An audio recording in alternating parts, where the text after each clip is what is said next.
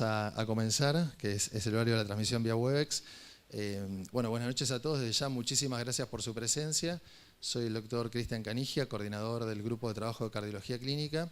Y este año, cuando estábamos en una reunión, el doctor Adrián Lescano, que es el secretario científico del Consejo de Insuficiencia Cardíaca, hizo una propuesta y en base a eso decidimos con el resto de los coordinadores del grupo de trabajo esta idea de hacer el primer Ateneo interconsejos que involucrara a todos los consejos SAC.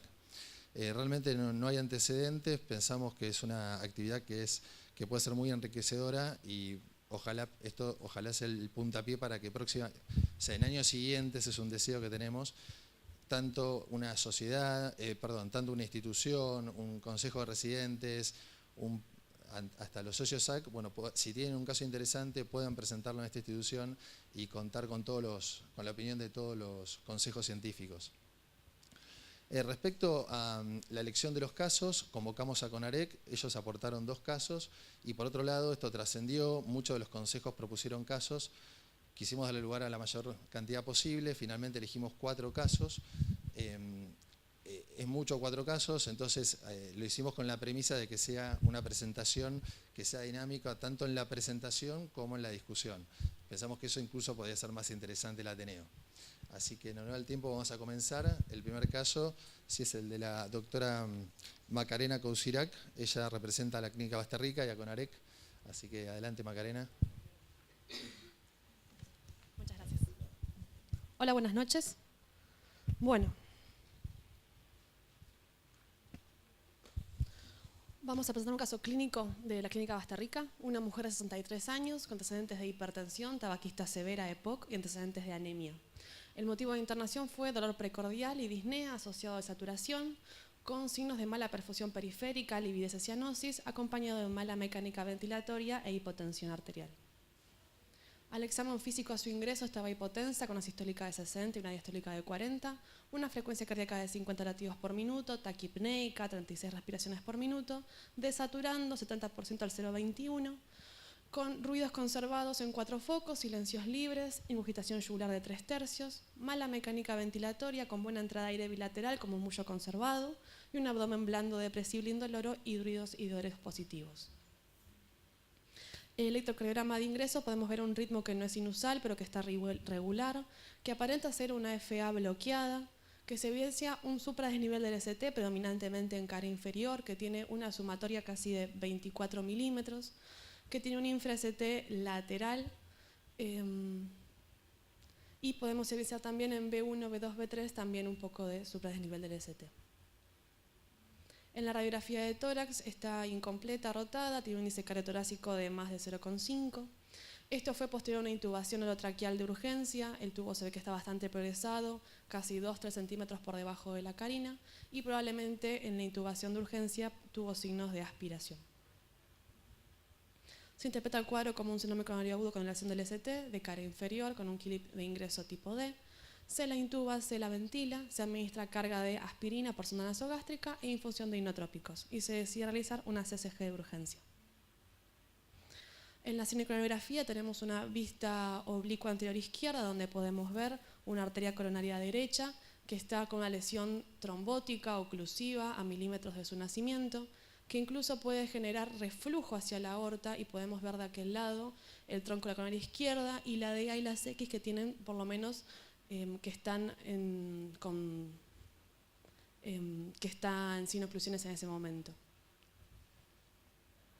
Se realiza balón en varios segmentos de la arteria, principalmente en el tercio medio, y se hace una angioplastía con un stent convencional bastante largo en el tercio medio de la arteria.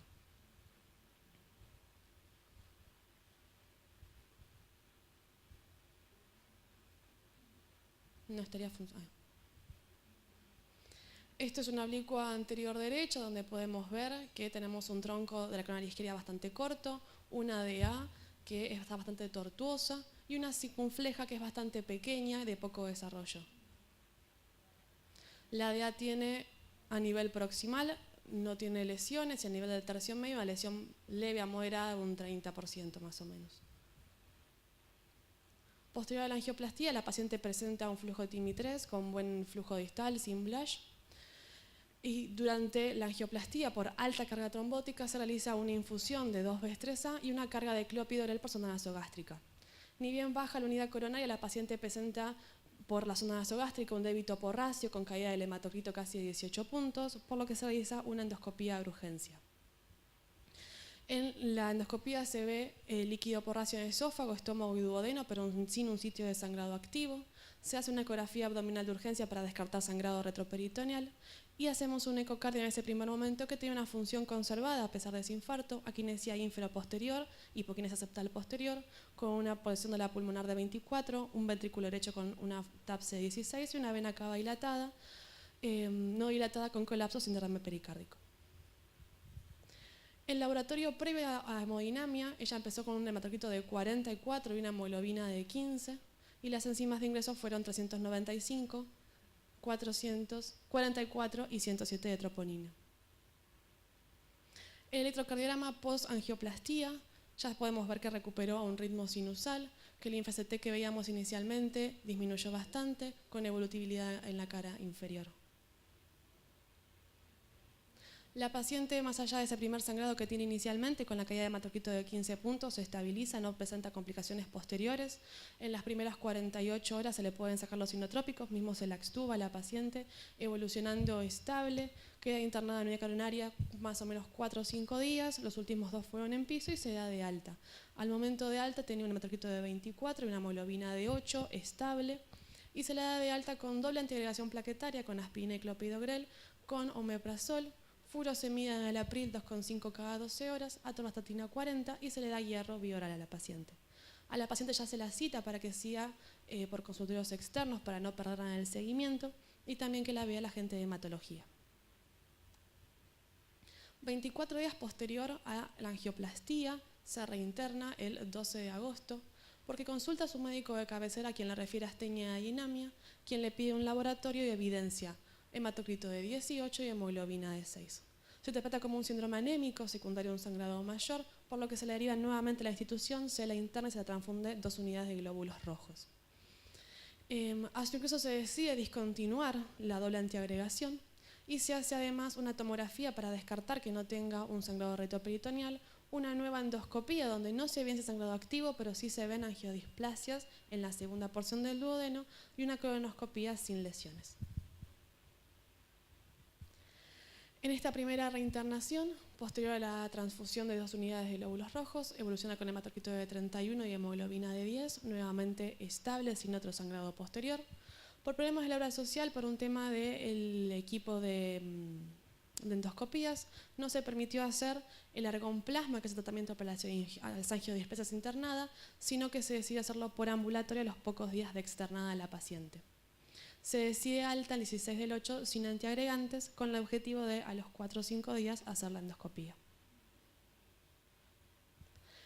Se puede hacer exitosamente la endoscopía, el tema esto se hace un día viernes y se decide por lo menos esperar 48 horas al menos hasta reiniciar la antiagregación.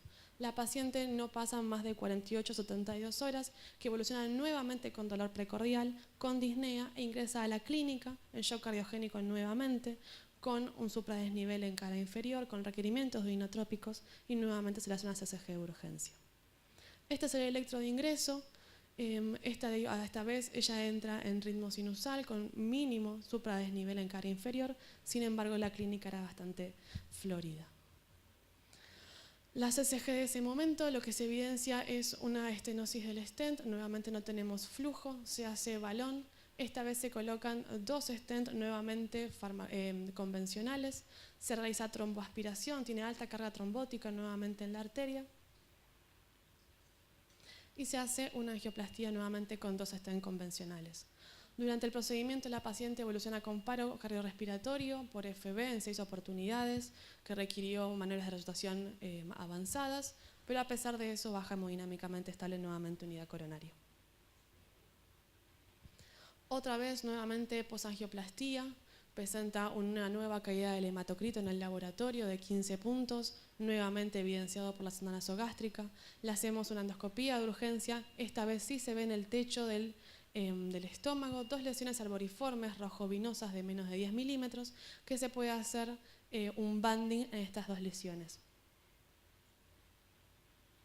Nuevamente hacemos transfusión de 9 glóbulos rojos, no vuelve a presentar posteriormente caída del hematocrito, se la extuba a las 24 horas y se le da egreso sanatorial con doble antiagregación plaquetaria, ya tratadas todas las lesiones, tanto en duodeno como en el techo gástrico.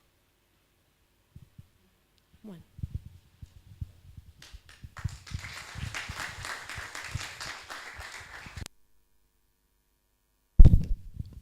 Bueno, vamos a iniciar los comentarios.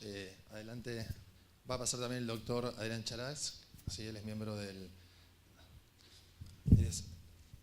trabaja en la misma institución y ha sido, además de que es director del comité científico, y bueno, ha trabajado activamente en el tratamiento de este paciente. Yo creo que es un paciente sumamente complejo. Le estaba comentando al doctor que pasé por una situación similar hace muy poco, y los cardiólogos estamos en un dilema donde ocupamos nada menos que... A ver, perdón, voy a cambiar. Hola. Sí, nuestro papel es muy importante, ya que somos a los que nos vienen a preguntar qué hacer con la doble antiagregación y con el dilema de que pase una trombosis del esteno cuando el paciente tiene un sangrado severo, la necesidad imperiosa. Uno generalmente trata de ir a las guías y aferrarse a eso para tener un respaldo académico, pero de todas maneras cuando peligra la vida del paciente es muy difícil la decisión. Así que, Adrián, a ver, ¿qué te parece? Bueno, en primera instancia, buenas noches a todos. Quería agradecer la invitación de Cristian, pero específicamente la presentación de Macarena, que es una residente de tercer año de la clínica, y realmente insistió mucho de que venga. O sea, me gustó mucho el entusiasmo que tienen los jóvenes en este sentido. Y cuando Cristian estaba hablando este tema de los Ateneos, yo recuerdo hace 30 años estaba acá, no cambió mucho realmente el auditorio, se modernizaron algunas cositas, pero la única actividad que teníamos en esa época era el Ateneo. Me acuerdo que estaba Tronje, estaban unos médicos muy destacados, yo tenía la edad probablemente de Macarena, ya no tenía pelo, no me acuerdo bien, pero se discutían los casos. Me acuerdo de un paciente del Castex que había venido con una elevación terrible del ST, como vieron ahora en B1 y B2 y B3, pero era terrible. Todos pensábamos que era un infarto anterior, era un infarto de ventrículo derecho. No había internet, o sea que estas cosas, uno venía acá y estaba todo abarrotado, porque no había otro lugar donde poder ver la información y debatir con otros médicos. Ahora tenemos esta posibilidad de que haya gente presencial y además el Webex, que también incrementa las posibilidades de que la gente pueda enterarse. Yendo específicamente al tema de este paciente, realmente cuando lo discutimos con Macarena, es un paciente que puede dar para muchas horas de discusión. El infarto de ventrículo derecho, el compromiso proximal de la coronaria derecha, la asociación del infarto de ventrículo derecho con bloqueo B. Pero específicamente vamos a tratar el tema de la hemorragia. Entonces yo dividiría el caso, como para poderlo entender y adaptar la bibliografía que tenemos en la actualidad, es un primer momento donde la paciente viene con un cuadro de shock cardiogénico por ventrículo derecho, una segunda instancia donde el paciente se va con doble antiagregación, una tercera instancia donde el médico de cabecera, que en este caso fui yo, me tocó atender a esta paciente, que la vi en el consultorio con una astenia terrible, la trajo el marido, realmente era una cosa pálida, le pedí un examen de sangre, me llamaron del laboratorio al otro día, me llamó la técnica del laboratorio y dice, mire doctor, usted tiene un paciente que tiene 6 gramos de hemoglobina, y es cuando la mandé a atender, una paciente con un mecanismo de negación terrible. Uno le preguntaba, pero escúchame, ¿va de cuerpo color negro? No. Dice, no, yo no tengo, no miro, dice, no.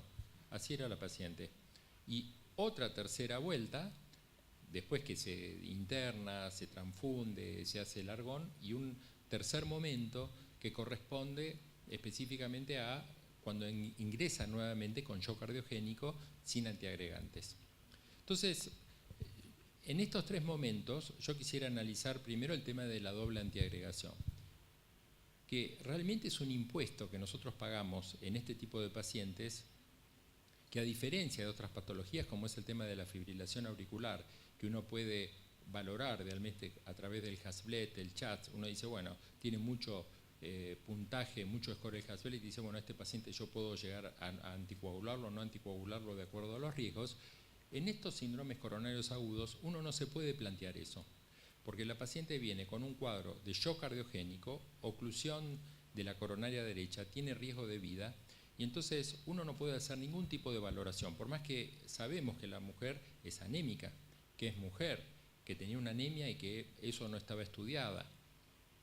Pero esas son, sabemos que las comorbilidades aumentan los riesgos de sangrado. Los pacientes que tienen insuficiencia renal, todavía mucho más. La hipertensión arterial, son todas variables asociadas a la hemorragia, pero uno no puede valorar en estos pacientes nada de ese punto de vista, salvo una de las cosas que es que cuando uno utiliza la doble antiagregación y piensa que este paciente va a tener más riesgo de sangrado, los nuevos antiagregantes como es el prasugrel o el ticagrelor trata de evitarlos y utiliza clopidogrel. Las guías europeas recomiendan eso. Si el paciente tiene o sabe uno que tiene algún riesgo de sangrado, es preferible cargarlo con clopidogrel y no con los nuevos antiagregantes, porque a medida que uno da estos nuevos antiagregantes, el riesgo de trombosis es menor, pero el riesgo de hemorragia es mayor. Yo me tomé el atrevimiento, y después lo vamos a analizar más en detalle, ustedes saben que nosotros trabajamos mucho con el ARGENIAM, que es el Registro Argentino de Infarto, y analizamos, lo publicamos en diciembre, la incidencia de hemorragias, y estamos en 3.84% de hemorragias en el contexto del infarto agudo de miocardio, en este primer momento. ¿Y qué es lo novedoso que nosotros encontramos allí, o novedoso o más de lo mismo? Que los pacientes que tienen una hemorragia en ese momento tienen prácticamente un odds de 3 veces más de riesgo de mortalidad. Esta mortalidad, la mortalidad del registro es de 8%, y estos pacientes prácticamente se van al 25-26% de mortalidad cuando tienen hemorragia. Cuando uno analiza la mortalidad del infarto, en el ARGENIAM hay 155 muertos. El 10% de esos muertos son pacientes que tuvieron hemorragia. No cabe ninguna duda, y esto coincide con toda la literatura, que los pacientes que tienen hemorragia tienen un mayor riesgo de muerte. Ahora, ¿cuál es el aspecto muy interesante que ocurre acá? Que cuando uno analiza de qué se mueren esos pacientes, uno pensaría que se mueren desangrados. No se mueren desangrados, sino que se mueren de causas cardíacas. Y un porcentaje también de hemorragia. Un paciente, por ejemplo, que tenga una hemorragia cerebral, nosotros tuvimos 2, es lógico tener un hematoma cerebral, es muy difícil, es una hemorragia realmente extremadamente grave. Entonces, en ese primer momento, yo creo que la conducta que se tomó en la unidad coronaria de darle el alta con doble antiagregación era algo inevitable. Después de tener un cuadro extremadamente grave, después de hacer una endoscopía y ver que tenía líquido porracio, que no se vio, en ese momento no se hizo el diagnóstico de la angiodisplasia, yo creo que por lo menos un mes, que es lo recomendable en estos pacientes, es dar eso. Después de ese mes, lo que conviene hacer realmente es pasarlo a una sola droga, y probablemente debiera ser el clopidogrel, pero acá no dio tiempo, porque la paciente ingresó con una caída brutal del hematocrito y se hizo el diagnóstico de angiodisplasia. Ese argón que había comentado la doctora es una cosa, no sé si alguno de ustedes ha tenido experiencia, es muy difícil lograr hacerlo de un día para otro, hay que conseguir un endoscopio especial, todas unas cosas técnicas, era de un prepago buenísimo, pero a pesar de eso no se pudo hacer. El que lo hizo nos dijo, bueno, empiecen con el clopidogrel dentro de 2 días. Nosotros empezamos antes porque uno dice, bueno, necesitas una carga, empiezo antes, pero a pesar de eso no le sirvió. Entonces ahí, en este segundo momento, vienen todos los estudios que hay en la literatura, que son decenas de miles de pacientes evaluados. ¿Y qué se observa?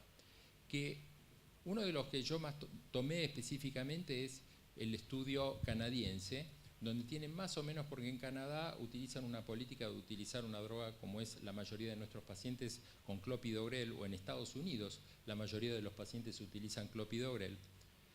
Y el estudio, el ADAPT o el estudio, el registro canadiense, tienen un sistema muy interesante que ellos analizan, le hacen a todos angioplastia, después ven qué pacientes ingresaron con el diagnóstico de egreso, qué pacientes ingresaron por hemorragia. Y después lo siguen y ven qué pasó. ¿Y qué es lo que pasó? Que el 60% de las hemorragias son hemorragias digestivas. Eso es lo primero que uno ve. Pero uno de los aspectos más importantes es que hay un periodo de vulnerabilidad que son los primeros 60 días luego que el paciente tuvo una hemorragia. ¿Por qué digo esto? Porque si uno tiene que volver a restituir, digamos, el tratamiento antiagregante, hay 60 días que realmente el riesgo es mayor. ¿El riesgo de qué? De morir o infartarse. Entonces, ¿Cuál es el mecanismo nuevamente de morir e infartarse? Fíjense esta paciente no se murió de casualidad, pero cuando entra en el segunda instancia, la coronaria derecha ya no está tapada a nivel, no dejó ni un pedacito de la coronaria, está tapada completamente. Cuando entra hemodinamia está lleno de coágulos que tienen que hacer aspiración, coágulos por todos lados. Entonces, ¿de qué se mueren estos pacientes? Se mueren de infartos, no es que se murió porque se desangró, sino que se murió por el mismo evento por el cual nosotros intentamos salvarla. Entonces, hay varias hipótesis que plantean por qué se tapan las arterias en estos contextos, por qué se mueren de reinfarto y muerte. Una posibilidad es pensar, la hipótesis que uno le surge, dice, bueno, al suspender la doble antiagregación, entonces los pacientes se mueren. Pero hay otras hipótesis. Por ejemplo, estos pacientes al transfundirse, la transfusión por sí misma tiene efectos protrombóticos que hacen que encima de no tener la anticoagulación tienen mayor chance de morir. Y para terminar y no quitar más tiempo, que hay muchos casos, quizás una de las cosas nuevas que aparecen en la guía europea es un nuevo score que hay que se llama Precise-DAPT. No sé si ustedes lo tienen, pero se puede bajar rápidamente en una de las aplicaciones, y lo que dice es, uno le da tratamiento antiagregante y si el paciente tiene un DAPT, un Precise-DAPT mayor de 25, esos pacientes uno puede suspender antes la doble antiagregación. Lo que evalúa ese Precise es datos bioquímicos, por ejemplo del hematocrito, la hemoglobina y algún que otro, y el antecedente de haber tenido hemorragia. Yo, por ejemplo, le hice el cálculo a esta paciente, no me daba la calculadora, tenía más de 60. Entonces, finalmente les digo, esta paciente, y lo que uno hace es, gracias a Dios que terminó, después del segundo cuadro, terminó la doble antiagregación y después la pasamos a que siga con clopidogrel. Hay evidencia que clopidogrel para las hemorragias digestivas, que son el 60% de las hemorragias, el riesgo de hemorragia es menor. Hay un estudio muy antiguo que quizás ni lo leyeron, que se llama CAPRIE, que es un estudio que compara clopidogrel versus aspirina, y se ve que los pacientes que toman aspirina tienen un 4 o 5% de hemorragias digestivas comparado al 2% con respecto al clopidogrel. Muchas gracias, Adrián. No sé si va a haber preguntas del público, comentarios del público. ¿Alguna pregunta?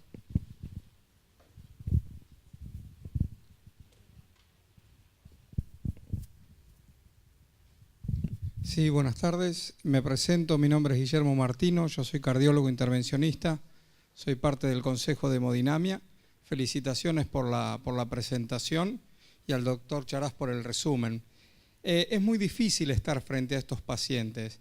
Sin embargo, como bien aclaró Charás, estos pacientes se mueren por la trombosis. Ella reingresa por un hematocrito de 16, que llama la atención que con 2 unidades en el control aparece 31. Y por otro lado, en esa endoscopía no se encuentra sitio de sangrado activo, por lo cual personalmente no encuentro el motivo por el cual se suspendió la doble antiagregación, y quisiera saber si tienen actualmente el motivo de la anemia de la paciente.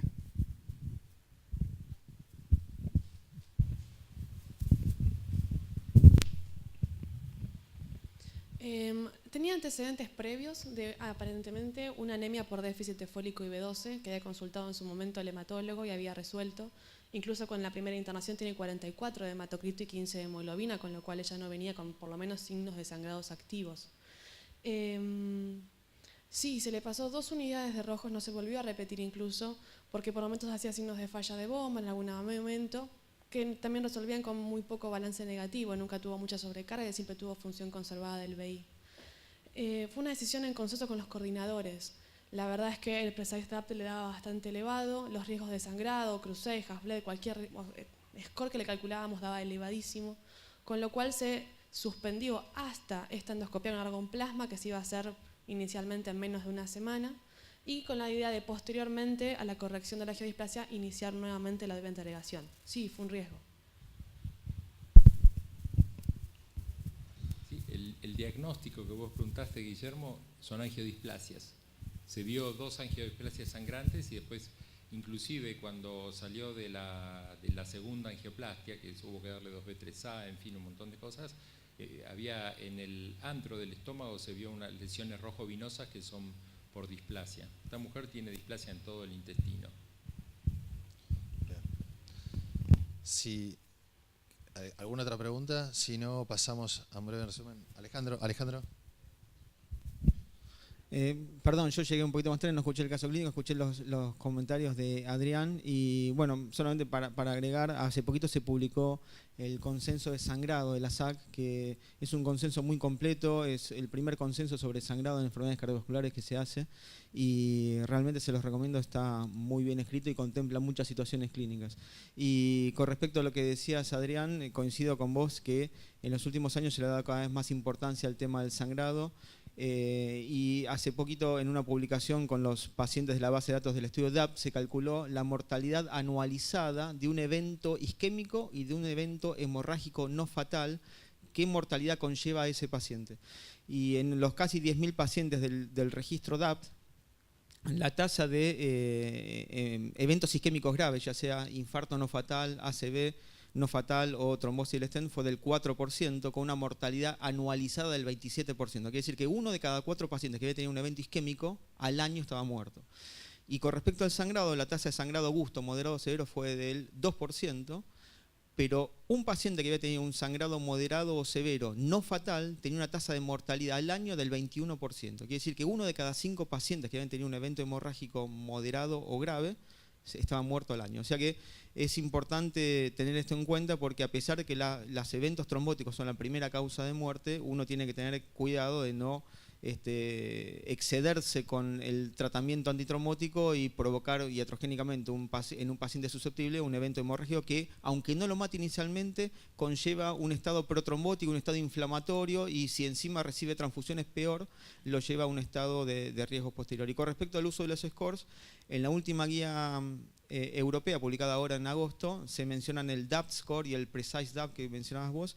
El Precise DAPT score es un score de riesgo hemorrágico que tiene la ventaja por sobre el Score Crusade, que el Score Crusade predecía riesgo de hemorrágico a muy corto plazo, solamente el riesgo de hemorragia intrahospitalario. En cambio, el Score Precise DAPT da una información sobre el riesgo hemorrágico a un año y se aproxima un poco más a lo que uno pretende en cuanto a la información para poder anticipar cuál va a ser la duración de la doble terapia antiagregante. De todos modos, la guía europea dice que el uso de los scores es una recomendación 2B.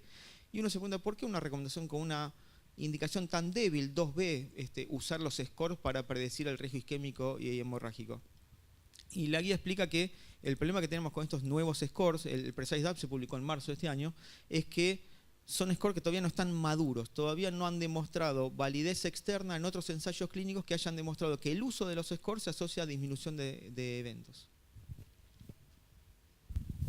Gracias Alejandro. Podemos pasar a... Igual tiene preparado Macarena una breve reseña biográfica. ¿Querés? Sí, dos slides. Mucho de lo que habló Alejandro ya lo tenía preparado. Así.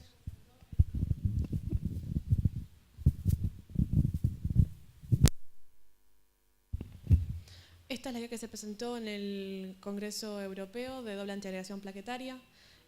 O sea, que donde se habla de que realmente la doble antiagregación ha demostrado prevenir la trombosis temprana y tardía del stent, sobre todo cuando son farmacológicos. A su vez hay evidencia actual que a largo plazo reduce el infarto no relacionado con el stent y también el riesgo de ACV. El mayor beneficio se ha demostrado durante el primer año. Mantenerla más de un año muchas veces aumenta el riesgo de sangrado sin un mayor beneficio. Hay pacientes que se beneficiarían más cuando tienen un score de DAPT mayor a 2.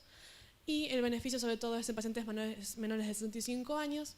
Siempre se debe asociar a un inhibidor de bomba de protones y no se recomienda suspenderla antes del primer mes, en el caso de stent convencionales. Cuando uno analiza en esta guía los tipos de sangrados, ellos definen como sangrado severo cualquier sangrado que requiera hospitalización asociado a caída de la hemoglobina de más de 5 puntos, que tenga una estabilidad hemodinámica y que no sea rápido su desarrollo.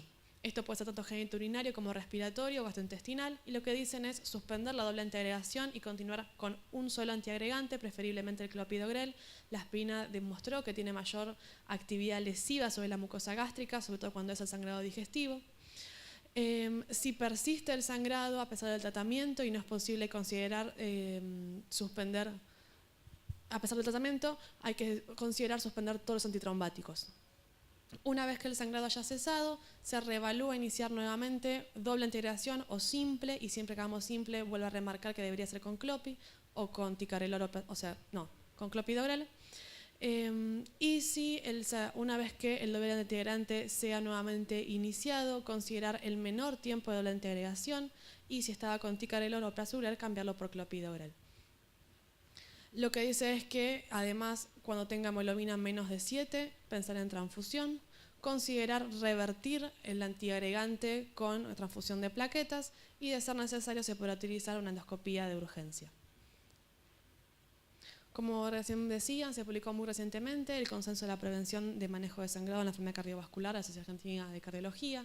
También hace un poco de énfasis en lo mismo. Muchas veces con la doble antiagregación quisimos disminuir todos los riesgos isquémicos, trombóticos, pero sin embargo los pacientes presentan alto riesgo por sangrado, los pacientes tienen una gran morbimortalidad por este sangrado. Esta se divide sobre todo por 3 mecanismos, que es la hipotensión arterial y el shock con aumento de eventos isquémicos. El sangrado va a llevar a que cesemos el tratamiento trombótico, que va a llevar a la isquemia, y a su vez las transfusiones por un mecanismo patológico de inflamación y de eventos, producen eventos mortales también por mayor trombosis. Los pacientes que sangraron durante la internación tienen un hazard ratio de 5.3 de mortalidad con respecto a los que no sangraron, y así como decían, aumenta la mortalidad intrahospitalaria casi a un 21%. Esto es lo que hablábamos recién, que ahora, más allá de que calculemos los riesgos de isquemia, los riesgos de trombosis, es importante calcular también en los pacientes los riesgos hemorrágicos. Inicialmente nuestra paciente cuando llegó tenía un cruce de 25 que le daba para abajo y sin embargo miren cómo sangró. Se estima sobre todo que las complicaciones hemorrágicas ocurren entre 1 y un 10%, pero este poco porcentaje que al cual sucede, la mortalidad es muy elevada. Las pacientes que son de sexo femenino, en los que se usan inhibidores de 2B3A como ella y sobre todo los que tienen inotrópicos intravenosos, se demostró un modelo multivariado que aumenta el riesgo de sangrado mayor con una P significativa. Ante cualquier sangrado se deberá evaluar, sobre todo el contexto clínico de la paciente, se deberá ver qué tipo de sangrado es. En los casos de los sangrados mayores se va a definir como que el sangrado con un descenso de más de 5 de la hemoglobina, y cada vez que tengamos un sangrado tipo 3B se deberá suspender antitrombóticos en la mayoría de los casos. En el caso, sobre todo, se utiliza la estrategia más restrictiva con respecto a la infusión de glóbulos rojos, dejándolo solamente cuando la hemoglobina caiga por debajo de 7, porque también dijimos que la transfusión de rojos está asociada a eventos trombóticos.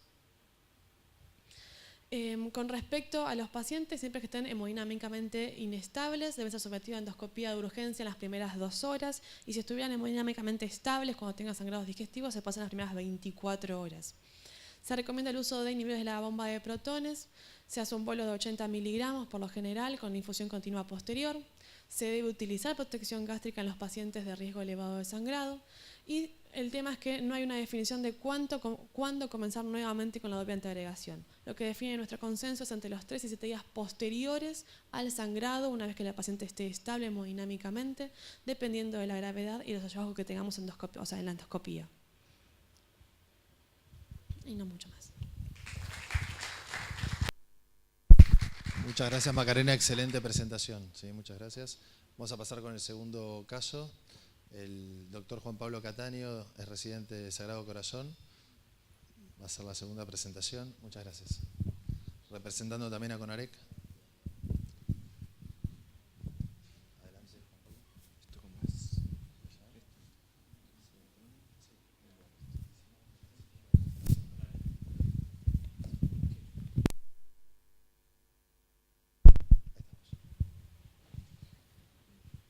¿Qué tal? Buenas noches.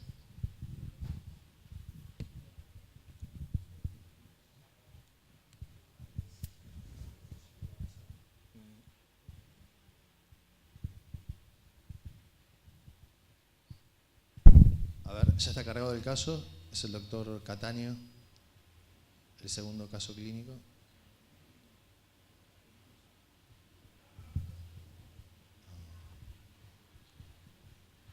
Sí, perdón, ya está cargado el caso. El segundo caso, el doctor Cataño, está cargado. Debería pasar.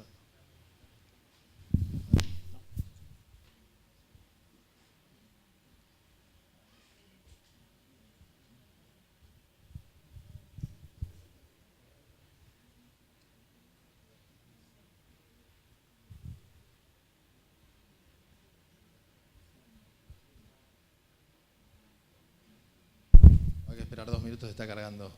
por los videos.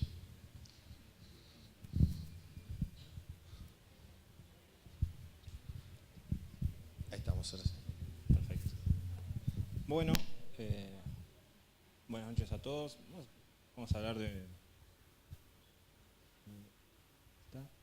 Vamos a hablar de un paciente que tuvimos nosotros en la unidad coronaria. Fue un varón de 67 años. Como factores de riesgo era tabaquista, tenía sobrepeso, hipertensión arterial, diabetes tipo 2 insulino requiriente.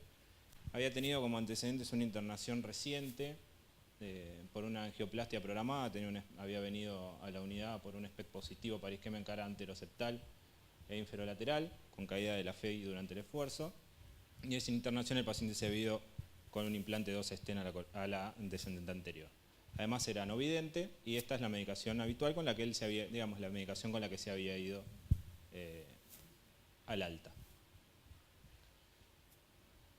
Yo para hacerles un resumen, este es el electro con el que él ingresó para ese cateterismo programado. Era un electro sinusal, aproximadamente a 60 por minuto, para destacar, digamos, la T negativas en cara lateral, malas cosas, ¿no? Pero T negativas en cara lateral baja. La cinecoronariografía de ese momento lo que nos mostraba, bueno, este es un Dorros, no sé si pueden ver, tiene una lesión suboclusiva en el tercio medio de la descendente anterior. La circunfleja era chica, era finita con irregularidades. Este es el spider, no sé si llegan a ver bien. Bien lo mismo. La coronaria derecha ocluida.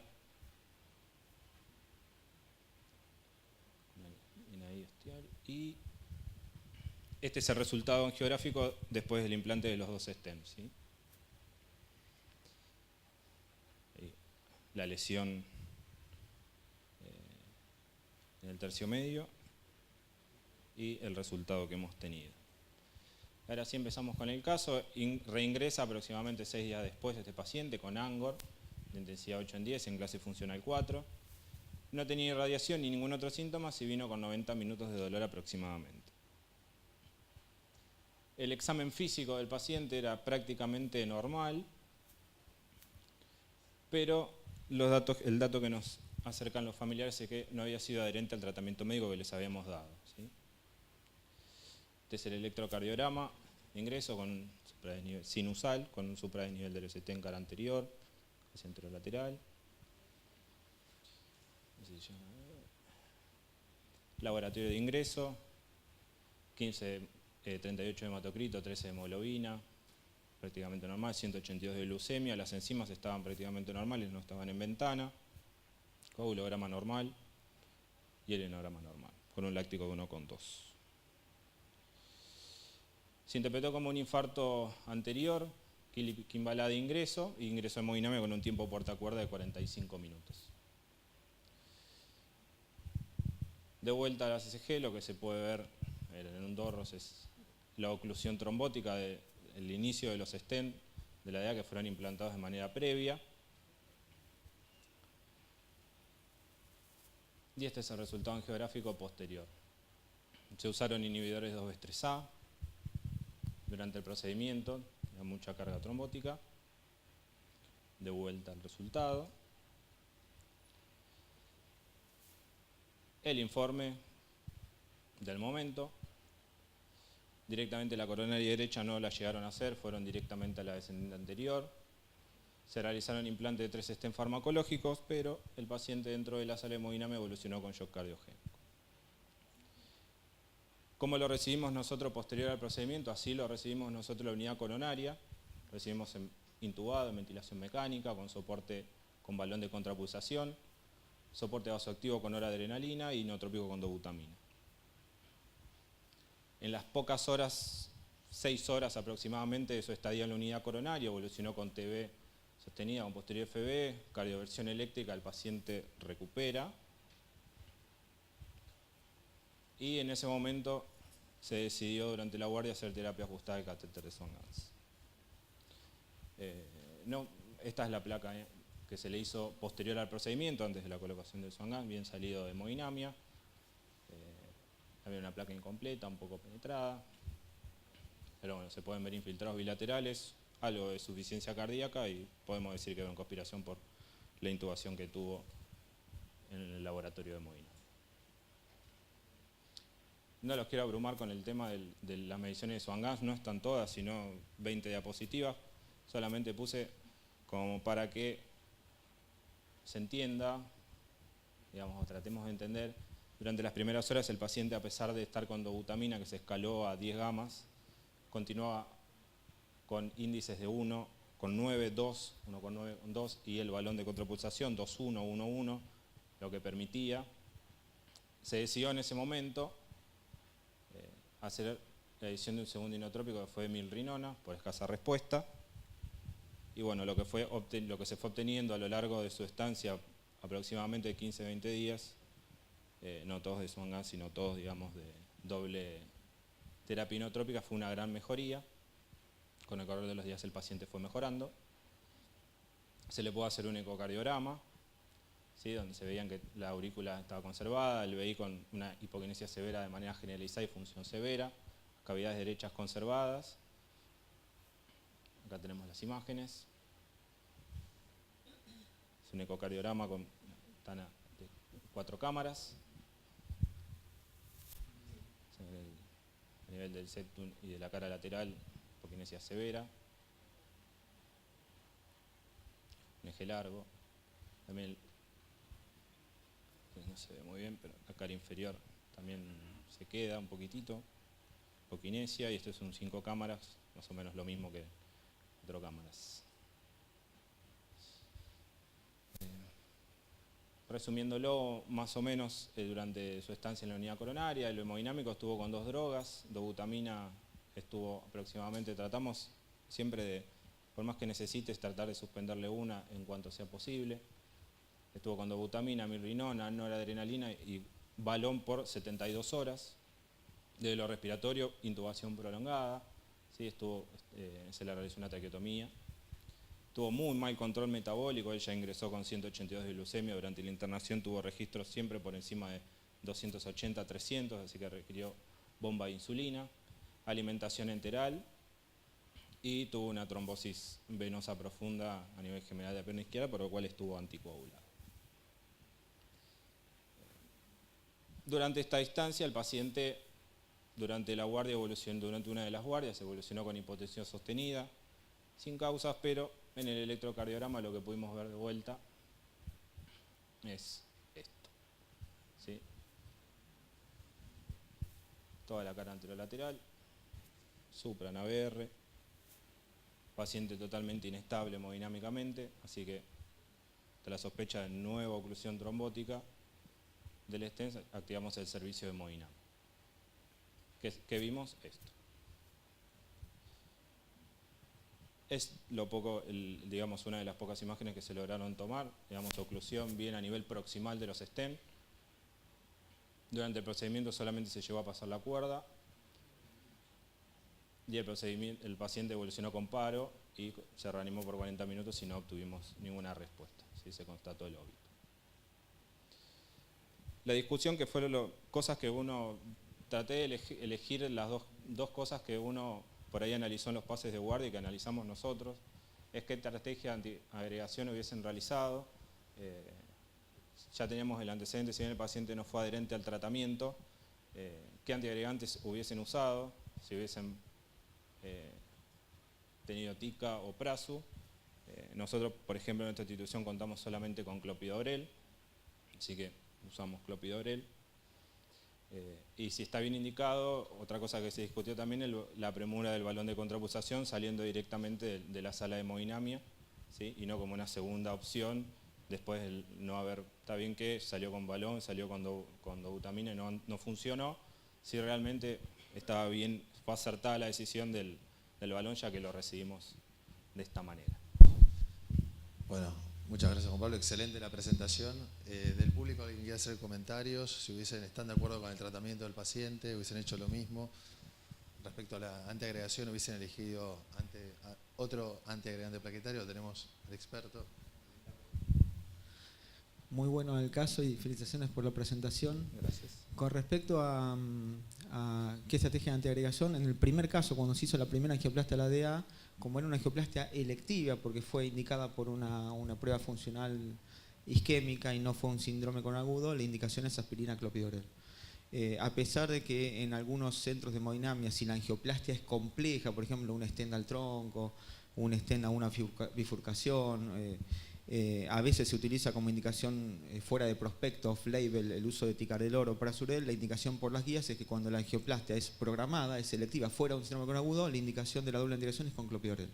Ahora, después de una trombosis del stent, uno tiene que preguntarse, bueno, ¿por qué se tapó el stent? ¿Fue porque el paciente era resistente al clopidogrel? En general, la resistencia al clopidogrel no es la primera causa de trombosis del stent, sino que la primera causa farmacológica de trombosis del stent es, como vos me relatabas, falta de adherencia. Por eso lo que hay que primero que preguntar es si el paciente se estaba tomando bien la medicación o no. Y es muy importante, antes de que el paciente se vaya de alta, explicarle al paciente y a los familiares la importancia de tomar bien los antiagregantes plaquetarios para evitar estas complicaciones trombóticas. Y en segundo lugar, con respecto a la indicación del balón, a partir de las últimas publicaciones, ahora en el Congreso Europeo se publicó también un trabajo, el balón está bastante cuestionado actualmente, incluso en pacientes en shock prácticamente ha quedado un poco en un segundo plano el uso de balón. Tal vez la indicación que le queda al balón de contrapulsación actual son las complicaciones mecánicas del infarto, por ejemplo la CIB posinfarto, la insuficiencia mitral aguda posinfarto. El shock cardiogénico, como en este caso, probablemente tenga poco valor el balón de contrapulsación. Gracias, Alejandro. ¿Algún otro comentario? Bueno, yo creo que te había mandado un trabajo, te lo mandé a vos, sí, Juan Pablo, y se lo mandé también a Alejandro. Hay un trabajo reciente, son pocos pacientes, son poco más de 100 pacientes, es un trabajo suizo. Lo interesante es qué hacer con un paciente que no tiene adherencia al tratamiento. En realidad es difícil pensar respecto a cómo incrementar la adherencia. De repente estaba bueno porque el trabajo evaluaba la adherencia de los 3 principales antiagregantes utilizados: aspirina, clopidogrel, ticagrelol, prasugrel, ticagrelol y clopidogrel. Y lo que vieron en ese trabajo era, por un lado, evaluaban la adherencia, había un dispositivo electrónico que podía censar si el paciente realmente tenía adherencia, y por otro lado evaluaban la reactividad plaquetaria por laboratorio. Entonces evaluaban las dos cosas. Lo que vieron que el que tenía peor adherencia era el ticagrelol, ¿no? Que es uno de los más efectivos en la inhibición, pero peor adherencia probablemente por la forma de toma, que son 2 tomas diarias. Pero así todo, cuando iban a ver cuál era el más efectivo, estaban el prasugrel, el ticagrelol como los más efectivos. Por la mayor eficacia antiplaquetaria se vio que el perder de adherencia en el ticagrelol, en este trabajo, es un trabajo de 120 y pico de personas, no es un gran trabajo, tenía menos impacto perderse alguna toma a expensas de la mayor eficacia antiplaquetaria. Me pareció que tenía importancia nombrar este trabajo con este paciente, así que es un caso en particular. ¿Querés hacer una breve reseña bibliográfica? Una breve reseña, estamos apretados con el tiempo. Con respecto al stent trombosis, las definiciones, digamos, a nivel del diagnóstico, la confirmación y del tiempo. Cuando la stent trombosis es definitiva, el diagnóstico siempre lo hace la angiografía o digamos, post-mortem. Es el máximo nivel de certeza, el probable. Es la sospecha de una muerte inesperada entre los primeros 30 días del implante o un infarto de miocardio en el territorio del implante del stent, y una posible stent trombosis también de una muerte dentro de los 30 días que no se explica, pero que el paciente no haya seguido, que haya terminado el seguimiento. Y después, con respecto al tiempo, la temprana ocurre siempre en los primeros 30 días, la tardía entre el mes y el año después del implante, y la muy tarde, ocurre después del año. Con respecto a la incidencia de la stent trombosis del stent DES y del BMS, oscila entre el 3 y el 6, el del 0,6 y el 3,2% para el BMS, y el 0,6 y el 3,4% para el DES, según esta bibliografía. Con respecto a los factores que pueden desencadenar una stent trombosis o pueden favorecer la stent trombosis, yo me quedo con este cuadrito, al lado del Solasic, en donde habla del paciente, del estado clínico, quién lo desencadena, un síndrome coronario agudo, un infarto, si tiene insuficiencia renal, si tiene diabetes, si ya tiene disfunción ventricular severa previa, tiene algún trastorno de la coagulación, Y a nivel angiográfico, el tema de las lesiones, el largo de los stents, si son vasos pequeños, si son lesiones complejas a nivel de las bifurcaciones. Y a nivel de la terapia antiplaquetaria también, digamos, la adherencia y la resistencia. Con respecto al stent, el polímero de la droga, la endotelización incompleta, hipersensibilidad tardía, respuesta inflamatoria. Y digamos del procedimiento, múltiples stent, disecciones persistentes que no han sido detectadas, y digamos una posición incompleta del stent. Con respecto al stent trombosis y con respecto, digamos, al prasugrel y al clopidogrel, lo que se puede ver también es significativo en los primeros meses a favor del prasugrel y que se sigue abriendo la curva, digamos, a partir del año. ¿Sí? Y con respecto al ticagrelor lo mismo, también ya acá lo discrimina mejor en la definición que habíamos visto antes, en definitivo, probable y posible, también a favor del ticagrelor en las 3 secciones con unas P significativas.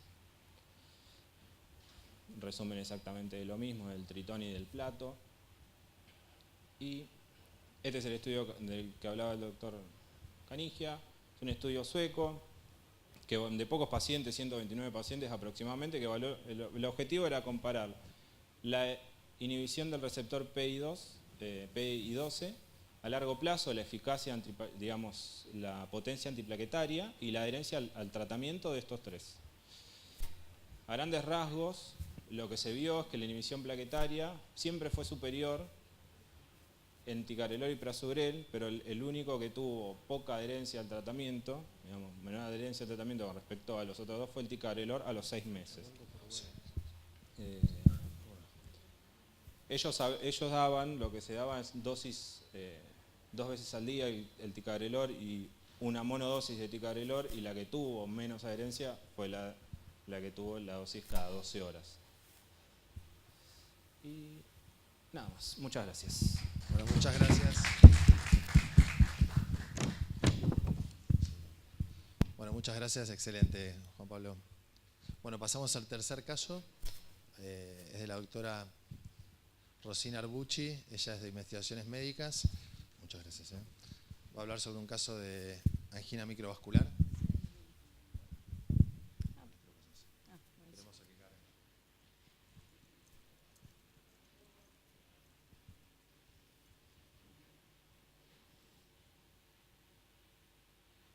Esperemos a que cargue el caso y empezamos. Sí. Bueno, buenas noches a todos. Gracias por la invitación. Siguiendo con la línea de enfermedad coronaria, yo les vengo a hablar de un tema que tiene que ver, pero tiene sus cosas. Bueno, ahora sí. Bueno, les vengo a hablar de angina microvascular, del misterio a la realidad. Ya van a ver por qué. Este es un caso, disculpen, de una paciente de 61 años con factores de riesgo, hipertensa y lipémica, ex-tabaquista y con sobrepeso. Estaba en tratamiento con estatinas, IECA, aspirina y betabloqueantes. Como antecedentes previos, la señora tenía de 2 años previos una ergometría positiva por angina y por infradesnivel del STT de 2 milímetros de B4-B6, y había tenido un episodio de internación reciente por angina con cambios electrocardiográficos y biomarcadores negativos. El motivo de consulta es este episodio anginoso, clase funcional 1, que está asociado a disnea, electrocardiograma con ondas T negativas, difusas, y con respecto al electro previo, cuando uno lo comparaba, tenía dinamismo electrocardiográfico. Este es el electro basal de nuestra paciente. Como ustedes pueden observar, todas las ondas T negativas, bien difusas, de B1 a B6. El eco basal mostraba una hipertrofia concéntrica leve, con una aurícula que casualmente no estaba dilatada. Tenía un patrón pseudonormal. Lo que encontramos fue un gradiente dinámico basal de 10 milímetros de mercurio, y tenía aumentos en las presiones de lleno, con una onda E' de 20. Bueno, como les comentaba, Esta es la motilidad en 4, 2 y 3 cámaras y el eje corto. No tenía alteraciones de la motilidad, tenía una buena función y por las características descriptas en cuanto al eco bidimensional, arribamos al diagnóstico de una miocardiopatía hipertrófica obstructiva.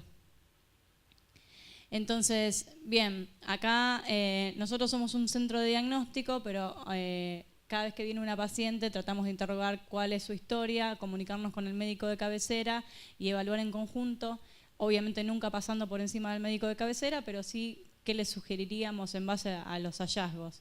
Y bueno, un poco lo que se discutió era cómo continuar el algoritmo diagnóstico, entonces hay quienes le harían una prueba evocadora de isquemia, otros directamente irían a una evaluación más anatómica con una angiotomografía coronaria y está la rama de los intensivistas que directamente optarían por una cinecoronariografía.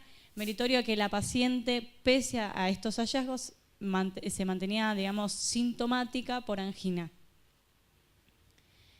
Bueno, nosotros la controlamos a la paciente, charlamos con la médica de cabecera y regresa al laboratorio de ecoestrés para realizar un ecocardiograma con estrés con dipiridamol.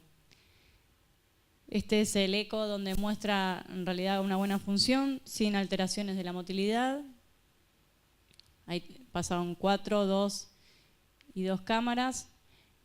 Les quiero mencionar, este es el eco basal. Estos con bajas dosis de dipiridamol, posteriormente se le hace atropina y esta es la fase de la recuperación. Acá tenemos el 3 cámaras, un poco más de lo mismo, eje corto. Y nuestro electro durante la infusión con dipiridamol, donde claramente hay un ST, un infradesnivel del ST, y las ondas T están, digamos, una rectificación y un cambio, ¿no? Hay como un dinamismo que se puede observar con respecto al previo. A su vez, con el test de esta prueba de apremio, lo que hacemos es evaluar no solamente la reserva contráctil de nuestro paciente, sino también la reserva coronaria. Como ustedes pueden ver, lo que tomamos acá, evaluamos, es el flujo que presenta, la velocidad del flujo en el territorio de la descendente anterior. Quiero hacer un paréntesis y decirles que no siempre, o sea, lo indicado sería hacerlo en las 3 arterias. Por las limitaciones del eco, generalmente se opta por evaluar la arteria descendente anterior. Y acá, como pueden ver, tenía un valor basal de 44 y en el pico 119, lo que le da una reserva de 2.95. Esto a nivel de la arteria coronaria derecha, evaluando lo que es la rama de la descendente posterior, con una reserva coronaria de 2.35. A nivel de la obtusa marginal, 2.43. Recuerden que mayor a 2 es normal, digamos. Hablamos de buena reserva coronaria. En base a las nuevas técnicas podemos evaluar a través del speckle tracking el strain basal de nuestra paciente, tanto en basal como en reposo. Y como ven, no presenta ninguna alteración, tanto global como segmentarios. Y en el pico aumentan todos los segmentos. Lo que sí encontramos como dato sugestivo fue que, si bien basalmente nuestra paciente tiene un gradiente de 10 milímetros de mercurio, cuando uno utiliza aminofilina, se observa que estos gradientes se incrementan de manera, digamos, evidente, no sobrepasando el gradiente mayor a 50. ¿Qué quiero decir? Que esta paciente llegó a un gradiente final de 39 milímetros de mercurio. Entonces, en nuestro informe del ecoestrés, obviamente informamos que el test fue negativo para isquemia, que tuvo una reserva, o sea, tiene reserva coronaria y contráctil adecuada, y bueno, el diagnóstico fue una miocardiopatía hipertrófica obstructiva, dinámica a nivel del tracto de salida del ventrículo izquierdo. Bueno, esto es más o menos para abrir un poco el panorama, a ver de todos los cardiólogos que estamos presentes, a ver quién optaría por hacerle un estudio más en el caso de que lo necesitara, o quién optaría por seguimiento clínico. No sé si alguien quiere opinar algo hasta acá, si no, procedo. A ver qué les parece. Es importante el dato que en el eco que la hipertrofia concéntrica tenía un septum de 18. Sí. Bueno, septum de 18 y que se vio un gradiente basal de 10 milímetros de mercurio, y durante el pico de la infusión de dipiridamol va un gradiente de 38 milímetros de mercurio. Entonces, En realidad nos encontramos con una paciente que viene con Angor, que tiene un electro con cambios electrocardiográficos, que los cambió respecto al previo, pero tiene T positivas negativas en toda la cara anterior, en el contexto de una miocardiopatía hipertrófica que hace síntomas y que al hacer un ecoestrés con dipiriamol no tiene alteraciones en la contractilidad y tiene reserva coronaria adecuada en las 3 coronarias. La pregunta es, ¿ustedes se quedarían con esto o piensan que hay que continuar con el diagnóstico? ¿Uno piensa que con esto se quedan tranquilos? ¿Algún comentario? Adrián, tenemos el experto en miocardiopatía hipertrófica. La paciente estaba Angor clase 2, tiene, ¿no? Clase de funcional 1. Ah, clase funcional 1. Sí. Bueno, te felicito por la presentación. Ustedes saben que bueno, la miocardiopatía hipertrófica tiene mucha disfunción microvascular, hay menos densidad numérica, hay menos densidad de longitud de pequeñas arteriolas, las arteriolas son displásicas y estos pacientes tienen un montón de mecanismos que pueden provocar isquemia. Sí, para descartar enfermedad coronaria epicárdica, las pruebas funcionales no tienen mucha utilidad. Es más, tanto las guías americanas 2011, las guías europeas 2014 y el consenso argentino de hipertrófica 2016, coincidimos todos de que si un paciente existe sospecha de enfermedad coronaria, hay que hacer directamente coronariografía invasiva o no invasiva, si es un paciente con Angor típico, que está en baja clase funcional y tiene factores de riesgo coronario.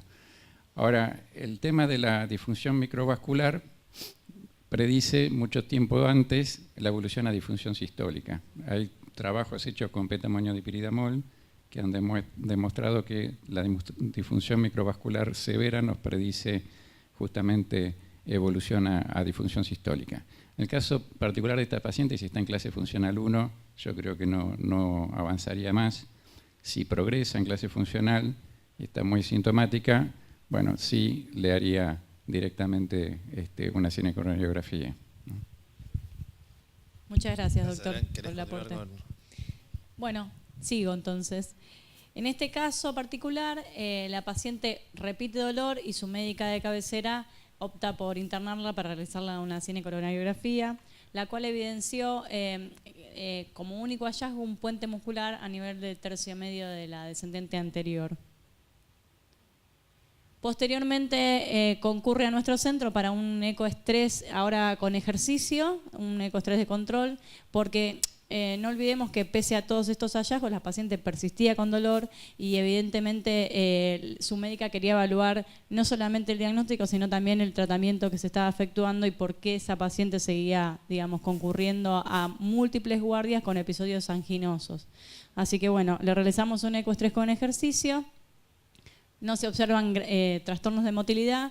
Sí, el gradiente aumenta, pero bueno, es un gradiente que está al límite, ¿no? Si uno toma las guías es mayor a 50 y acá en este caso particular de nuestra paciente fue de 47. Entonces volvemos a informar un test negativo para isquemia con pseudonormalización del STT por un electro de largometría y la miocardiopatía hipertrófica dinámica con este gradiente que fue en ejercicio y con Valsalva de 47 milímetros de mercurio. Entonces, las conclusiones a priori fue que en primera instancia descartamos enfermedad arterial coronaria epicárdica, que el diagnóstico final de nuestra paciente fue de miocardiopatía hipertrófica obstructiva dinámica y disfunción microvascular, o con disfunción microvascular, mejor dicho, que la paciente presentaba factores de buen pronóstico, ya sea porque a nivel del ecoestrés le permaneció asintomática durante todo el ejercicio, no tuvo hipotensión, no tuvo aumento, o sea, el gradiente fue menor de 50, no tuvo alteraciones de la motilidad y la reserva coronaria fue mayor a 2. Entonces se optó por, digamos, ajuste de tratamiento y seguimiento evolutivo. Bien. Muchas gracias, Rosina. Si queremos hacer un comentario antes de hacer la reseña bibliográfica, yo quiero hacer algunos comentarios. Me parece que es un caso muy interesante porque este paciente entra en la clasificación que está el grupo de Kasky, el argentino que trabaja en Londres. Hay un grupo que se llama el grupo Covadis de angina vasospástica y donde habla de la enfermedad microvascular coronaria, habla del tipo 2, que es el caso que está asociado a miocardiopatías y que este es el caso de un paciente que tiene disfunción microvascular en el contexto de una miocardiopatía hipertrófica. Y dentro del pronóstico que tienen, bueno, como decía un poco recién Adrián, los pacientes con miocardiopatía hipertrófica a nivel microvascular dan hipertrofia de la capa media, hiperplasia de la íntima, depósito de colágeno, disminución de la luz vascular, y todos son mecanismos para isquemia que justificarían los síntomas del paciente. En este contexto también es una paciente que tiene reserva coronaria normal, entonces uno dice, bueno, es importante resaltar que los pacientes que tienen disfunción microvascular y también con miocardiopatía hipertrófica pueden tener reserva coronaria normal, aproximadamente un 50%, y en general es un signo de mejor pronóstico. Dentro de los otros signos que nombró Rosina, del ecoestrés, que está la ausencia de caída de la presión arterial, no hacer síntomas, no tener un gradiente intraventricular mayor a 50 mililitros de mercurio, así que son todos signos de mejor pronóstico. Y otra cosa más respecto a esto. Los trabajos de miocardiopatía hipertrófica que hay. Sí, respecto a eso, bueno, ya va a haber una reseña bibliográfica, así que no quiero decir, prefiero que vos lo digas algunas cosas, pero me parece que era interesante ver eso. Y otra cosa, respecto a los valores de la reserva coronaria, más allá de que tenga reserva coronaria normal en las 3 arterias, sí hay muchos trabajos, recién voy a nombrar alguno, donde si uno comparara a este paciente con una población normal que no tiene miocardiopatía hipertrófica, probablemente la población normal va a tener valores normales, pero valores normales más altos. De hecho, existen trabajos que comparan, ¿sí? Entonces, probablemente valores mayores de 3. Y después también existen trabajos que muestran que hay disminución de la reserva coronaria sectorial. Por ejemplo, los pacientes que tienen gradiente intraventricular suelen tener disminuida la reserva coronaria a nivel de la descendente anterior. Esta paciente tiene, pero es un gradiente no tan significativo, así que es un poco comprensible que no sea tan bajo la reserva. Un poco de la experiencia comentar eso, pero va a ser una reseña bibliográfica. A ver qué, ¿hay preguntas? A ver, un segundito. No, un comentario breve. Cuando hay un paciente que refiere dolor precordial con coronarias normales, una de las primeras cosas que tienen que preguntarse ¿es sangro o no es sangro? En este caso hay hay un dato objetivo de la isquemia, que son los cambios electrocardiográficos. Entonces, bueno, uno piensa que esto es isquemia. Entonces, bueno, acá tenemos angina con coronarias electrocardiográficamente normales, angiográficamente normales. Las dos causas principales de angina con coronarias normales son el vasoespasmo y la angina microvascular. Acá se hizo diagnóstico un poco por descarte de angina microvascular, pero es importante en todos los pacientes tratar de buscar vasoespasmo, sobre todo vasoespasmo epicárdico, que puede dar una clínica, generalmente da una clínica un poco distinta a esta. El ángulo suele ser más de reposo, a veces una fisiopatología tipo Prismetal, a veces se puede ver supradesnivel del Z del electro, pero el test que se recomienda hacer son los test de desafío con ergonomina o con acetilcolina, que se puede hacer en la sala de hemodinamia, son seguros. Hay un trabajo publicado por el grupo de Kasky hace poco con más de 980 pacientes, a los cuales se les hizo a todos el test de desafío con acetilcolina intracoronaria y no hubo complicaciones graves. Muchos hemodinamistas tienen miedo de hacerlo por temor a que haya vasoespasmo severo, infarto, arritmia, etc. Es un test muy seguro y permite descartar angina vasoespástica. Y esta diferenciación entre angina vasoespástica o angina microvascular es importante porque la disfunción microvascular o la disfunción endotelial se trata principalmente con medidas de prevención secundaria, control del factor de riesgo y beta bloqueantes. La primera línea de tratamiento son los beta bloqueantes. Ahora, si uno encuentra angina vasoespástica con vasoespasmo epicárdico evidente con el test de ergonomina o acetilcolina, la primera línea de tratamiento son los bloqueantes cálcicos. Totalmente de acuerdo, gracias, Ale. Sí, no, un comentario cortito nada más con respecto al riesgo de la paciente, tener en cuenta que es una miocardiopatía hipertrófica, por lo tanto el riesgo de muerte súbita existe y, digamos, si vos me pusiste de buen pronóstico, lo es tal vez desde un punto de vista de la isquemia y que no tiene enfermedad coronaria mayor, pero como para dejar en claro que los criterios para hablar de que sea de bajo riesgo, falta saber si la paciente tiene antecedentes de síncope, si tiene antecedentes familiares de muerte súbita, tener un holter para ver si tiene TB, si no hizo hipotensión ortostática. Y otra cosa que si bien no está en el score inicial de Meyron, pero que hoy en día se usa, es hacer una resonancia para ver el porcentaje de fibrosis, claro, con gadolinio para ver qué fibrosis tiene. Sí, no lo aclaré, pero era desde el punto de vista isquémico, pero claro. Sí. No, valoro el comentario. Bueno, esto en realidad yo creo que algo ya se vino hablando, voy a hacer rápido en honor al tiempo. Entonces, un poco el mensaje es que nos formamos, digamos, estudiando la enfermedad arterial coronaria epicárdica. Sin embargo, el cambio de paradigma de este siglo nos hizo ver que la disfunción microvascular existe, está presente, cada vez se está estudiando más y podemos, por suerte, saber un poco más y entender un poco más de qué se trata todo este complejo mecanismo. Esto para hacer una reseña de quiénes fueron los primeros que ya empezaban a hablar de angina microvascular o angina con coronarias normales, William Osler y Kems, que introdujo el concepto de síndrome X. Bien.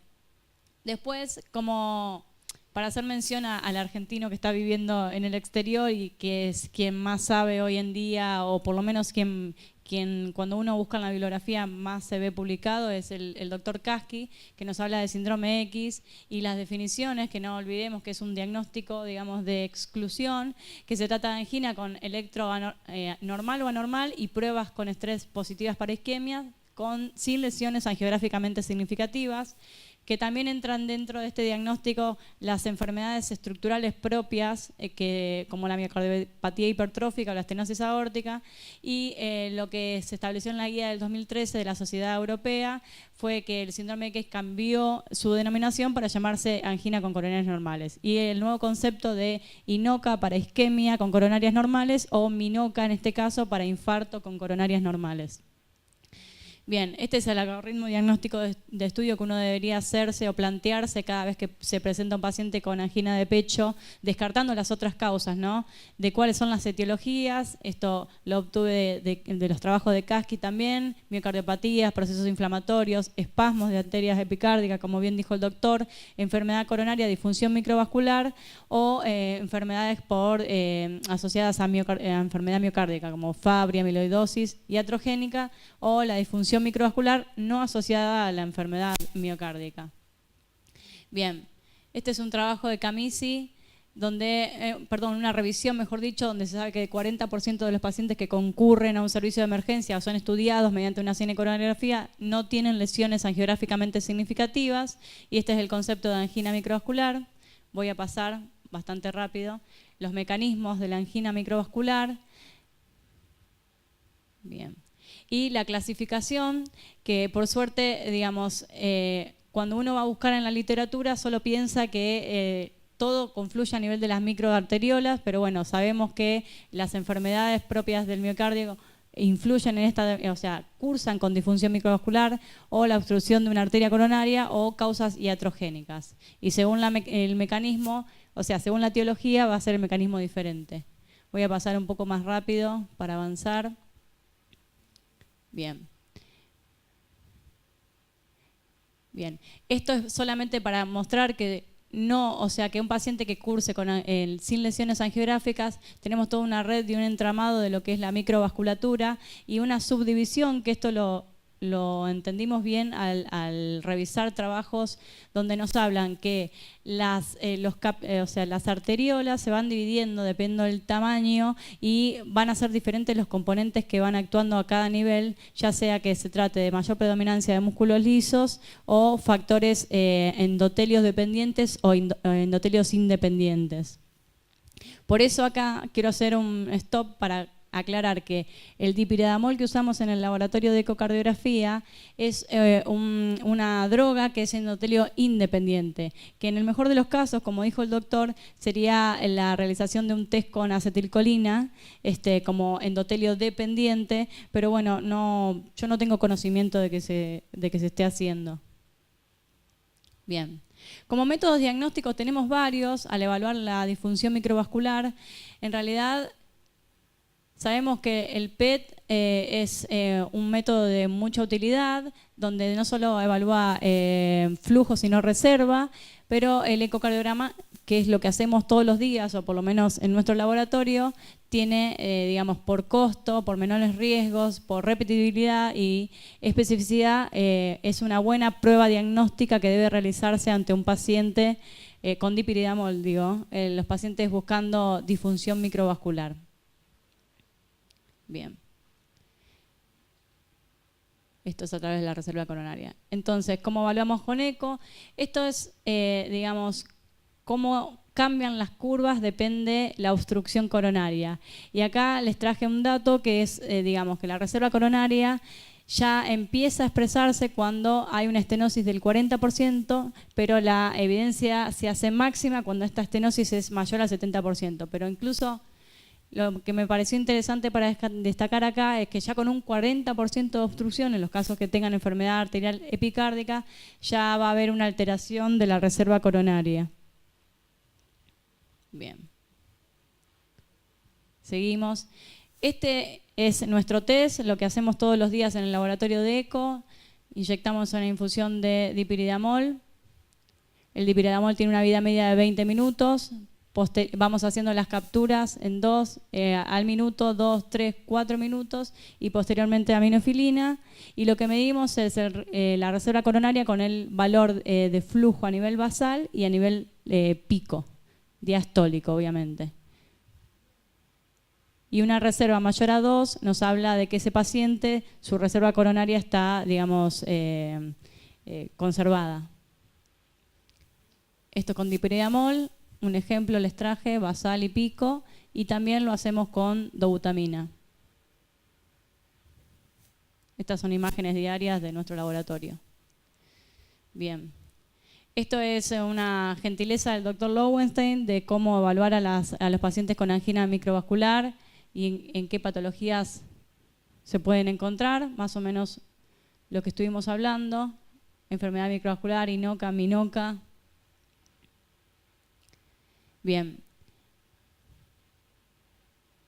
Esta es una revisión que habla de lo mismo, la disfunción y según los tipos de la clasificación, digamos, mejor dicho, de la disfunción microvascular, según se trate de enfermedad estructural o no, cardiomiopatías, la presencia de enfermedad obstructiva y la tipo 4 que es post-intervención y la tipo 5 post-trasplante. Y en todos los casos también se, digamos, indaga el paciente por la duración de los síntomas y la terapia concomitante. Bien. Bien. Este es un trabajo que, bueno, participó el doctor Lowenstein, el doctor Canigia también. En el laboratorio de ecocardiografía se realizaron, digamos, a 651 pacientes un ecoestrés con dipiridamol para evaluar la reserva coronaria y ver, digamos, a largo plazo cuáles de estos pacientes, en base a su reserva coronaria, tenían mayor predictor de eventos duros, llámensele infarto, muerte o revascularización precoz. Acá como hallazgo se encontró que tanto los pacientes diabéticos como los tabaquistas tienen un factor de riesgo independiente. Esto es en el análisis multivariado. Y las conclusiones es que la reserva coronaria es un predictor independiente de mortalidad después de este test de estrés farmacológico, aunque permanezca, digamos, sin variación la motilidad parietal. O sea, pueden cursar con disfunción microvascular, pero la motilidad no tener cambio. Buena reserva contráctil. Bien. Este es un trabajo para mencionarles de la Asociación de Miocardiopatía Hipertrófica. Es un trabajo de Picano.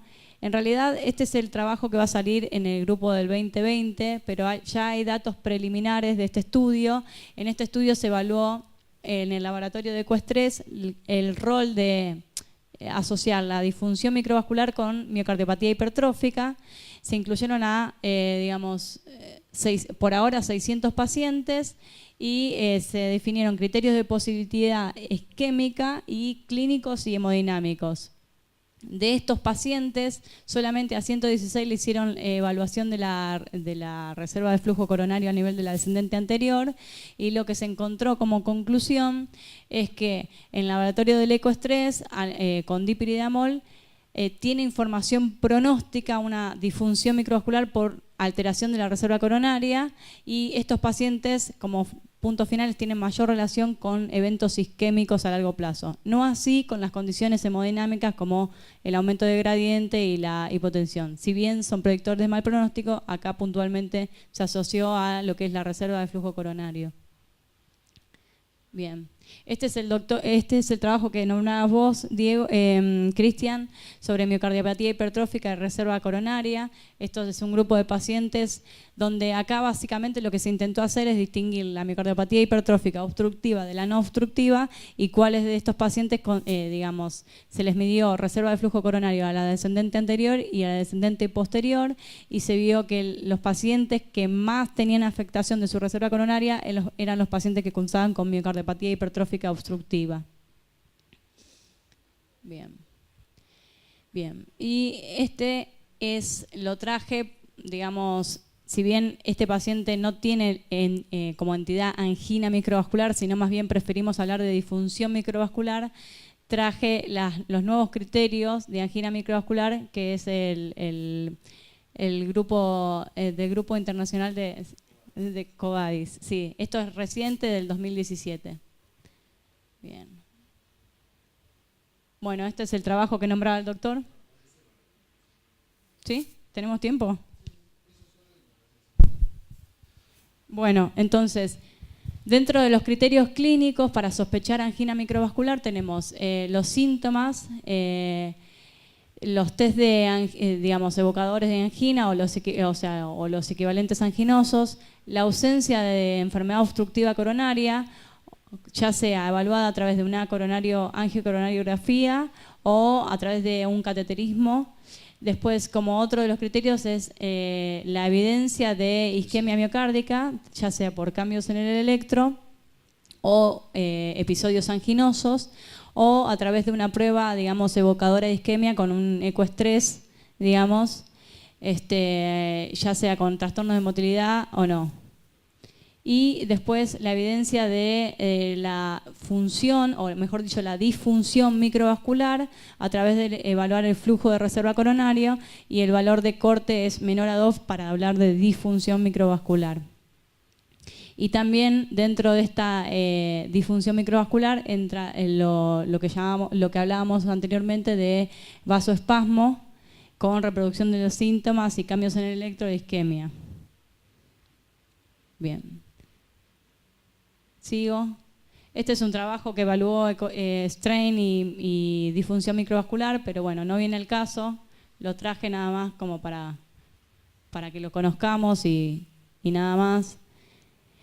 Entonces, bueno, como conclusiones, y perdone si me extendí mucho, la idea es qué aprendimos hasta ahora, y bueno, me gustó poner esta foto porque es la primera peregrinación que se hizo en México, y creo que en base a lo que vamos estudiando y aprendiendo es una manera de peregrinarnos, ¿no? Salir de un estado estructural, no olvidando lo previo, pero incorporando nuevos conceptos y pensando siempre en el paciente que tenemos adelante y las distintas posibilidades diagnósticas, cuando de antaño generalmente se descartaba la enfermedad coronaria obstructiva y generalmente esa paciente siempre suele ser femenina, se la mandaba o al psicólogo o se descartaba otra causa y ya quedaba concluido ahí.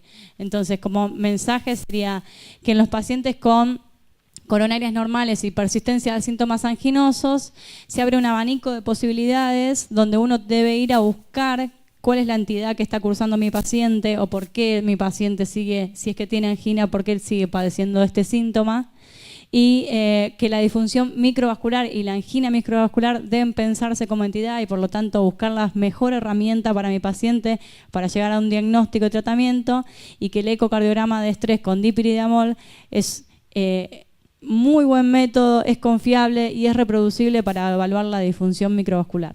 Nada más. Muchas gracias.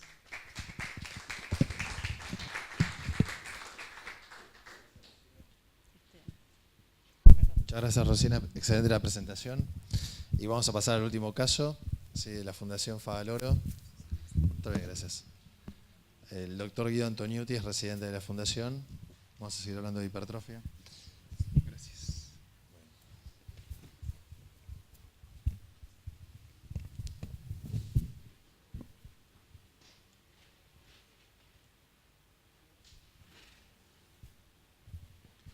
Bueno, buenas noches. Como les decía el doctor Canigia, yo soy Guido Antoniuti, soy residente de tercer año de cardiología de la Fundación Favaloro y traemos un caso de muerte súbita La idea de nuestra presentación es algo distinta a la de los 3 casos previos, es ir presentando el caso clínico, que tiene varios matices en el camino, y discutir a medida que vamos presentando cuáles les parecería a ustedes la conducta apropiada o la conducta que ustedes tomarían, y a partir de eso ver qué es lo que hicimos nosotros en su momento.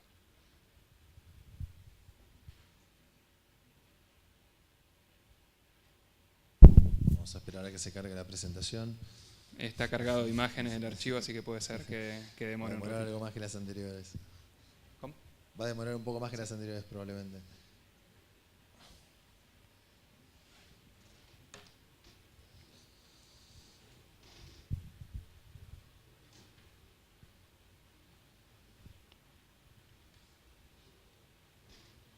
Si quieren los voy introduciendo al caso. Sí, Es básicamente lo que vamos a ver en la primera filmina.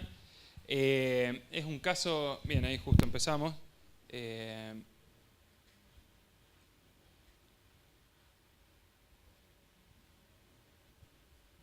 Bueno, ahí va.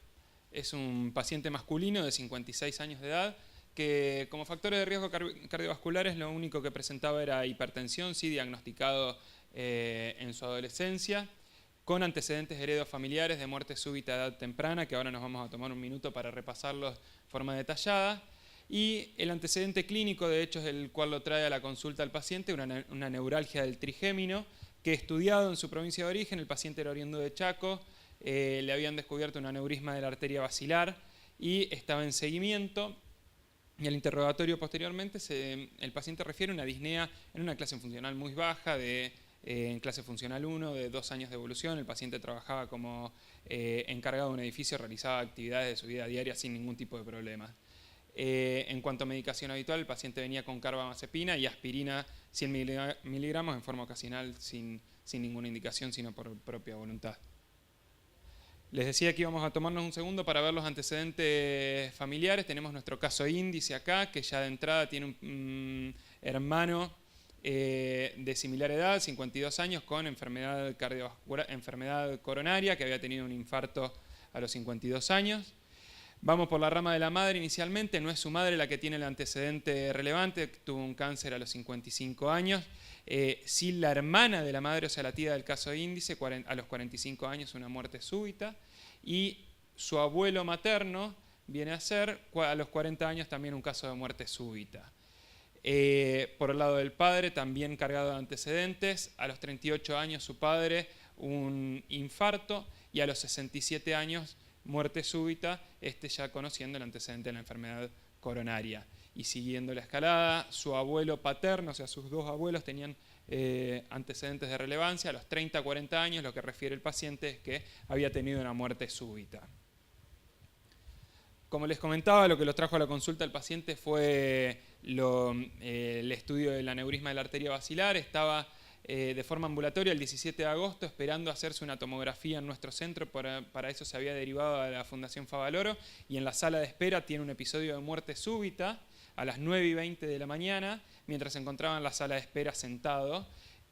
Casualmente el tomógrafo está al lado de lo que es el sector de medicina nuclear, que está parte del equipo de cardiología. Lo llaman de inmediato, menos de 2 minutos, el paciente tenía conectado un desfibrilador, evidencian fibrilación ventricular y le hacen una descarga con 200 Joule, el paciente recobra ritmo sinusal. Y ahí lo trasladan a la sala de emergencia para continuar evaluación. Cuando llega a la sala de emergencia, el paciente en forma inmediata, estos fueron minutos, ya estaba con 135-100 de TA, estaba así taquicárdico, pero asintomático, lúcido, sin foco neurológico, el paciente hemodinámicamente estable, solo la taquicardia, lo llamativo desde el hemodinámico, bien perfundido, y se le toma un laboratorio ahí que ya es post-defibrilación, una troponina inicial de 84 y a destacar 67 de urea y 1,44 de creatinina. Este es el electrocardiograma, no tenemos electrocardiograma previo del paciente, realmente es un electrocardiograma que es muy llamativo, el ritmo sinusal que está a 110 por minuto, tiene lo principal, Q con QS a partir de B3, o sea, toda la cara anterior, con supra-ST, pero con onda QS previa en toda la cara anterior, y también en la cara lateral, de 1 y ABL. Y esto es lo que les decía, les proponemos nosotros discutir qué hacemos con un paciente de estas características, ¿no? Que tiene una muerte súbita intrahospitalaria, reanimada de manera inmediata, 56 años y hasta ese momento desconociendo los antecedentes familiares que los recabamos después. Como diagnósticos diferenciales, ¿qué plantearían y cuáles serían los estudios complementarios que creen que deberíamos hacer? No sé si alguien quiere opinar. A ver qué piensan, cómo empezarían el estudio del paciente. El mecanismo de pensamiento que utilizamos nosotros fue un paciente de 56 años sin saber los antecedentes y con ese electrocardiograma que, si bien tiene la onda Q previa, tiene este supradesnivel en la cara anterior, se decidió ir a descartar la causa principal paciente en este tipo de paciente, que es la enfermedad coronaria. Es el mecanismo que utilizamos nosotros de razonamiento. Fue por eso que inicialmente le hicimos una cinecoronariografía. En esta cinecoronariografía, una proyección oblicua anterior izquierda, donde se despliega la coronaria derecha, una coronaria derecha con un flujo bastante lento, ectásica, con múltiples lesiones, o sea, dilatada la coronaria derecha y lesiones leves en todo su recorrido. Y acá a nivel distal, por ahí no es la mejor proyección, ahora vamos a ver otra, se ve en la descendente posterior una lesión moderada severa. Y si pueden observar, se ve todo el árbol coronario izquierdo también por calcificación del árbol coronario. Lo mismo acá, previo a la inyección del contraste, se ve todo lo que es el árbol coronario, muy calcificado. Lo que les comentaba de la descendente posterior, con una lesión severa ahí. Mismo para desplegar la misma lesión, coronaria derecha. Acá vemos una oblicuo anterior derecha también con un flujo lento, ectásico, una circunfleja grande, de un diámetro considerable, sin lesiones, por ahí en algún ramo posteroventricular, ahí arriba podría haber algo, pero realmente un ramo muy chico. Y en la descendente anterior, acá hay superposición de imágenes, así que paso a la siguiente directamente. Ahí a nivel del tercio medio distal, y ahora vemos otra proyección donde se ve un poco mejor, ¿sí? Se encontró ahí una lesión que de moderada a severa, correlacionando, esto volvemos a ver lo mismo. Y el spider que acá no evidenciamos lesiones. Los que le comentaba, el ramo posteroventricular, la DA con una lesión severa a nivel distal y la descendente posterior con una lesión severa. También se le hizo un ecocardiograma a este paciente. No encontramos en principio en la CCG ninguna lesión crítica o una oclusión como para explicar el evento. Se le hizo un ecocardiograma en donde vemos, fue hecho en la sala de unidad coronaria, no es la mejor ventana, pero los hallazgos los vamos a ver mejor acá. Tenemos dilatación moderada de la aurícula izquierda, diámetros ventriculares conservados, se ve ya algo de hipertrofia ahí y ahora vamos a ver, estos son cortes de eje corto a nivel basal, medio y apical, donde se ve aumento de los espesores. Tenemos un diámetro de 13 medido ahí con esta ventana, un diámetro de 13 también a nivel más apical. Y en el cine, en lo que es los videos donde vemos el movimiento, se ve francamente a nivel apical una disminución de la motilidad. Con esta ventana se ve también algo de disminución de la motilidad parietal a nivel inferolateral, pero sí lo que se destaca es a nivel apical y algo a nivel anterior.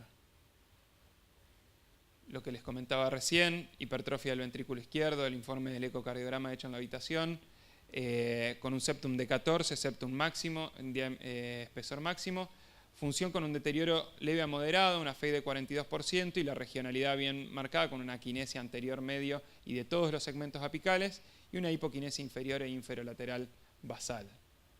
Sin otro dato a destacar, algo de aumento del trabeculado, pero nada categórico.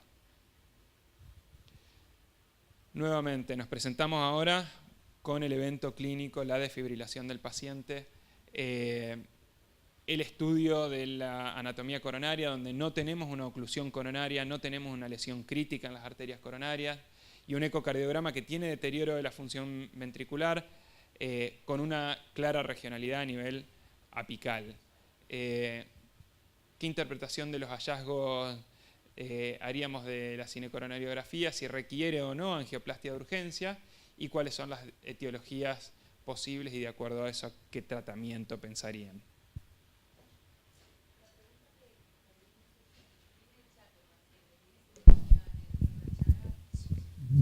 Bien, eso es algo que también nos planteamos nosotros en ese momento. Me adelanto una diapositiva y vuelvo para atrás ahora. Le hicimos serologías, ¿sí? Negativo, 2 métodos, Chagas negativo. Vuelvo para atrás para alguna otra opinión. ¿Qué haríamos con esa enfermedad coronaria? Andrés, ¿qué te parece? No, yo creo que el paciente tiene mucha enfermedad coronaria muy difusa, con incluso segmentos de las coronarias que están aneurismáticos, y si bien tiene algunas lesiones severas, el flujo STIMI 3, no parece esa lesión justificar el evento. El electrocardiograma es sumamente patológico. O sea, si yo veo ese electrocardiograma, como bien pensaron ustedes, de inicio pienso que el paciente se le tapó la DA a nivel proximal, pero no ese día, digamos, es un infarto evolucionado que pasó desapercibido, el paciente hace una taquicardia ventricular porque ya tiene toda secuela más allá del supradesnivel. La verdad que si bien tiene una franca aquinesia de los segmentos apicales, la hipertrofia ventricular no cierra, el electrocardiograma es muy patológico y discordante con la enfermedad coronaria, y la enfermedad coronaria que tiene es más bien de remodelado excéntrico, no tanto concéntrico. Así que yo, así como están, no le tocaría las coronarias y por ahí avanzaría en el diagnóstico de una miocardopatía asociada. Bien.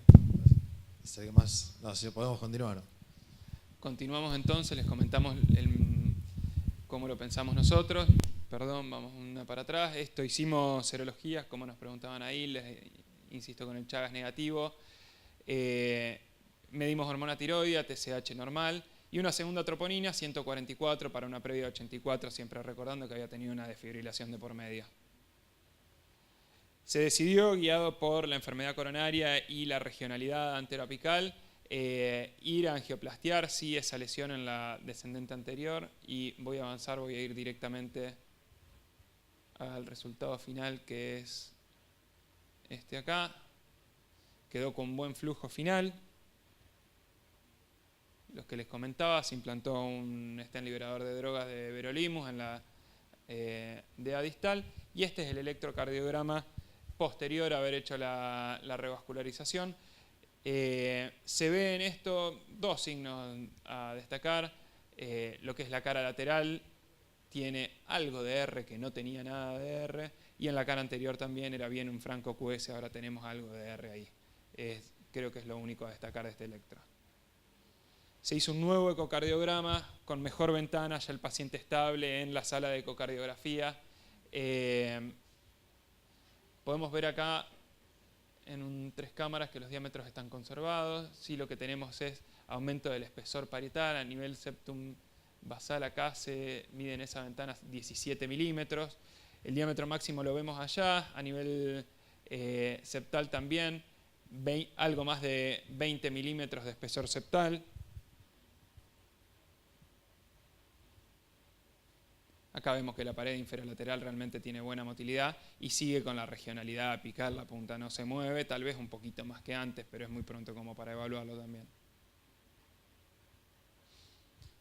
El informe del ecocardiograma, les destaco los datos significativos. Severa hipertrofia concéntrica, a nivel basal teníamos 19 milímetros y a nivel de los segmentos medios el espesor máximo a nivel septal de 20 milímetros, disminución de las velocidades tisulares, una onda S de 6 y pared lateral de 4, y un deterioro de la función ventricular muy similar a lo que teníamos previamente, 45% de FEI, previo habíamos dicho de 42, y aquinesia de todos los segmentos apicales.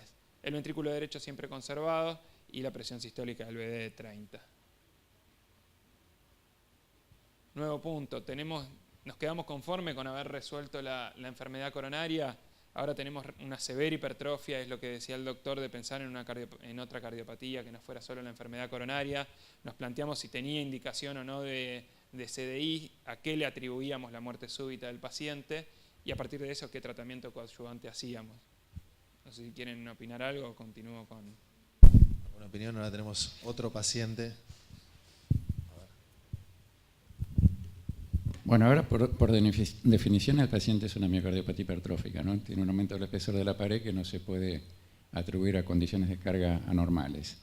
Ahora, bueno, un concepto importante que tenemos que tener es que la miocardiopatía hipertrófica no es una enfermedad, son un montón de enfermedades diferentes que tienen como un denominador un aumento del espesor de la pared. Una de las cosas que llamó la atención fue el motivo de consulta del paciente. El paciente consultó por un aneurisma de la arteria basilar. Hasta ahí no sabía el paciente que tenía cardiopatía.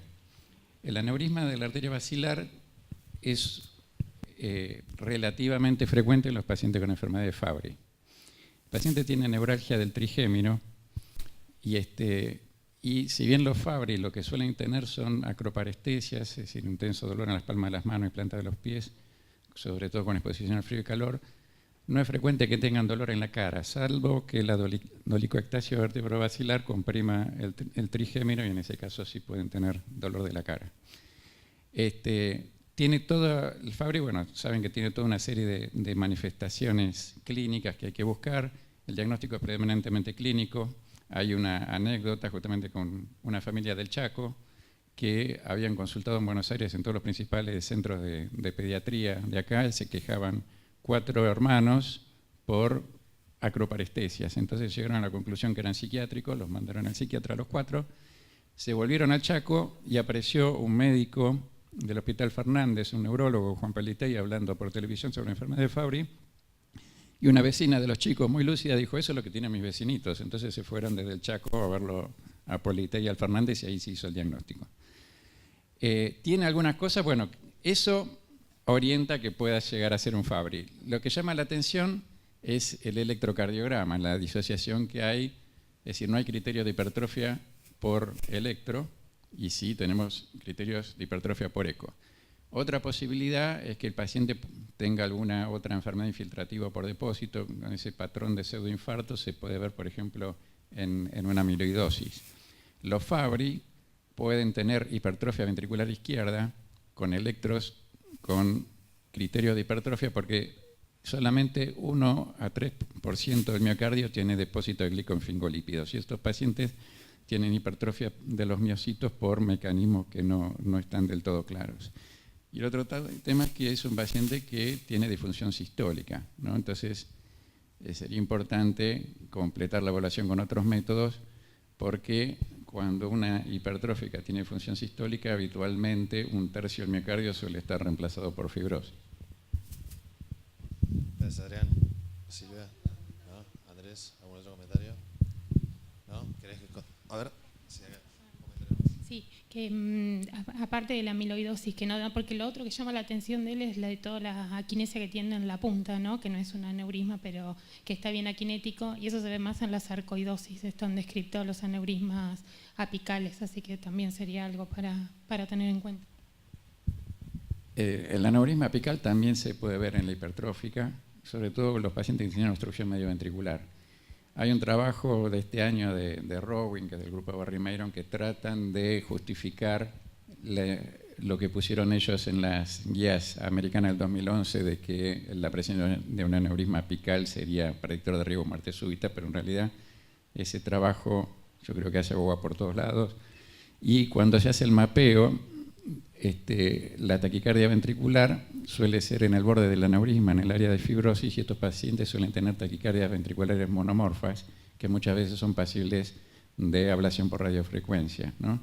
Y es poco frecuente que un aneurisma apical haga directamente FB. Sí puede ser una TB que degenera en FB, pero habitualmente suelen hacer TB monomorfas. Por eco, obviamente, el aneurisma apical es muy difícil de ver muchas veces, salvo, bueno, algunos ecocardiografistas muy especializados. Sí, pero con el supradesnivel del ST que tiene persistente, yo creo que es una de las cosas que uno debería pensar, que puede llegar a tener un aneurisma en la punta. Una pregunta, ¿se le hizo resonancia? Justamente una de las cosas que nos planteamos fue hacer una resonancia. El paciente oriundo de Chaco, la verdad que en internación, por una cuestión de cobertura, no se pudo hacer en la internación, y continúe con esto, voy a dar un poco la explicación. Se decidió implantar como prevención secundaria de muerte súbita un CDI con el diagnóstico de miocardiopatía hipertrófica, y un CDI resonable con un doble objetivo, uno poder hacer la resonancia cardíaca y el otro poder hacer el seguimiento de su patología vascular cerebral con resonancia, así que por eso se implantó el CDI como prevención secundaria y en plan de hacer la resonancia en ambulatorio. Se dio el egreso del paciente el 8 de septiembre con el CDI implantado, con medicación acorde a la angioplastia que se había hecho, con beta bloqueantes y estatinas. En el seguimiento ambulatorio se le intentó hacer una resonancia, la verdad que por el CDI se vio un artefacto en la técnica y no se pudo hacer realmente una resonancia cardíaca. Se le hizo sí una tomografía multicorte, donde acá podemos ver las imágenes. Lo que vemos acá es la anatomía coronaria, lo mismo que destacábamos en la cinecoronariografía, ¿no? Arterias coronarias dilatadas, tortuosas, acá se observa el stent, pero se ve también todo calcificación del árbol coronario. Más imágenes donde podemos ver lo mismo, un poco más desplegada la circunfleja y la descendente anterior, con todo el árbol coronario calcificado, mucha calcificación y tortuosidad. Esto para mostrarles, sobre todo, esto es la derecha, está la DA, todo calcificado, y la circunfleja, donde vemos el diámetro máximo de 8.4 milímetros, eso es bien aneurismático. Vemos acá algo de la motilidad parietal, el ventrículo derecho se contrae bien, ahora les vamos a mostrar algo más de volumétrico del ventrículo izquierdo también. Bien, esto es la medición de los espesores. Por tomografía, en este corte de eje corto tenemos un diámetro máximo de casi 17 milímetros, ahora vamos a ver a otro nivel, una válvula aórtica que impresiona bicúspide por la apertura que tiene en la motilidad. Esto es lo que les decía, diámetro máximo de 17.4 visto en esta reconstrucción de imágenes volumétricas, con un diámetro ventricular de 50.4. Esto es la función ventricular medida por tomografía, función ventricular izquierda de 55% de FEI. Estamos ya más alejados de... esto se hizo la semana pasada, ¿sí? Estábamos hablando que el paciente se fue de alta el 8 de septiembre. 55% de FEI del ventrículo izquierdo y la fracción de eyección del ventrículo derecho de 48. Esta es la motilidad volumétrica a nivel cavitario y vemos sí cómo persiste la disminución de la motilidad a nivel apical. Imágenes de cine donde vemos básicamente los mismos datos. Tenemos acá lo que es apical, muy claro cómo tiene esa regionalidad en el 2 cámaras. Y como a nivel basal, la verdad es que la motilidad está conservada en todos los segmentos, no hay nada a nivel inferolateral como sí veíamos en el primer ecocardiograma. Más reconstrucciones para ver lo mismo, se hace sustracción de lo que es la sangre y esto es todo el miocardio, tiene la hipertrofia a nivel septal. Y en el seguimiento ambulatorio hay 2 estudios más que al paciente lo venimos siguiendo, lo vimos la semana pasada, se hizo la tomografía, terminamos de reconstruirlo incluso ahora muy próximo a este Ateneo.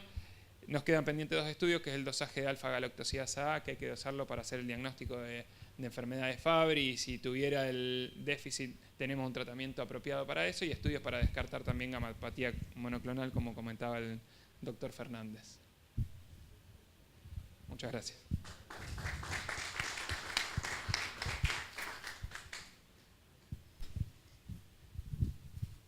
Bueno, este paciente fue una lástima que no se pudo hacer la resonancia porque hay ciertos patrones por resonancia que pueden orientar al diagnóstico diferencial, sobre todo si tiene fibrosis a nivel medial y la localización es inferoapical, eso nos orienta a enfermedad de Fabry, y la localización subendocárdica nos orienta a la cardiopatía isquémica, y en general cuando son mutaciones en genes que codifican proteínas del sarcómero suelen tener un patrón intersticial. ¿Está la presentación?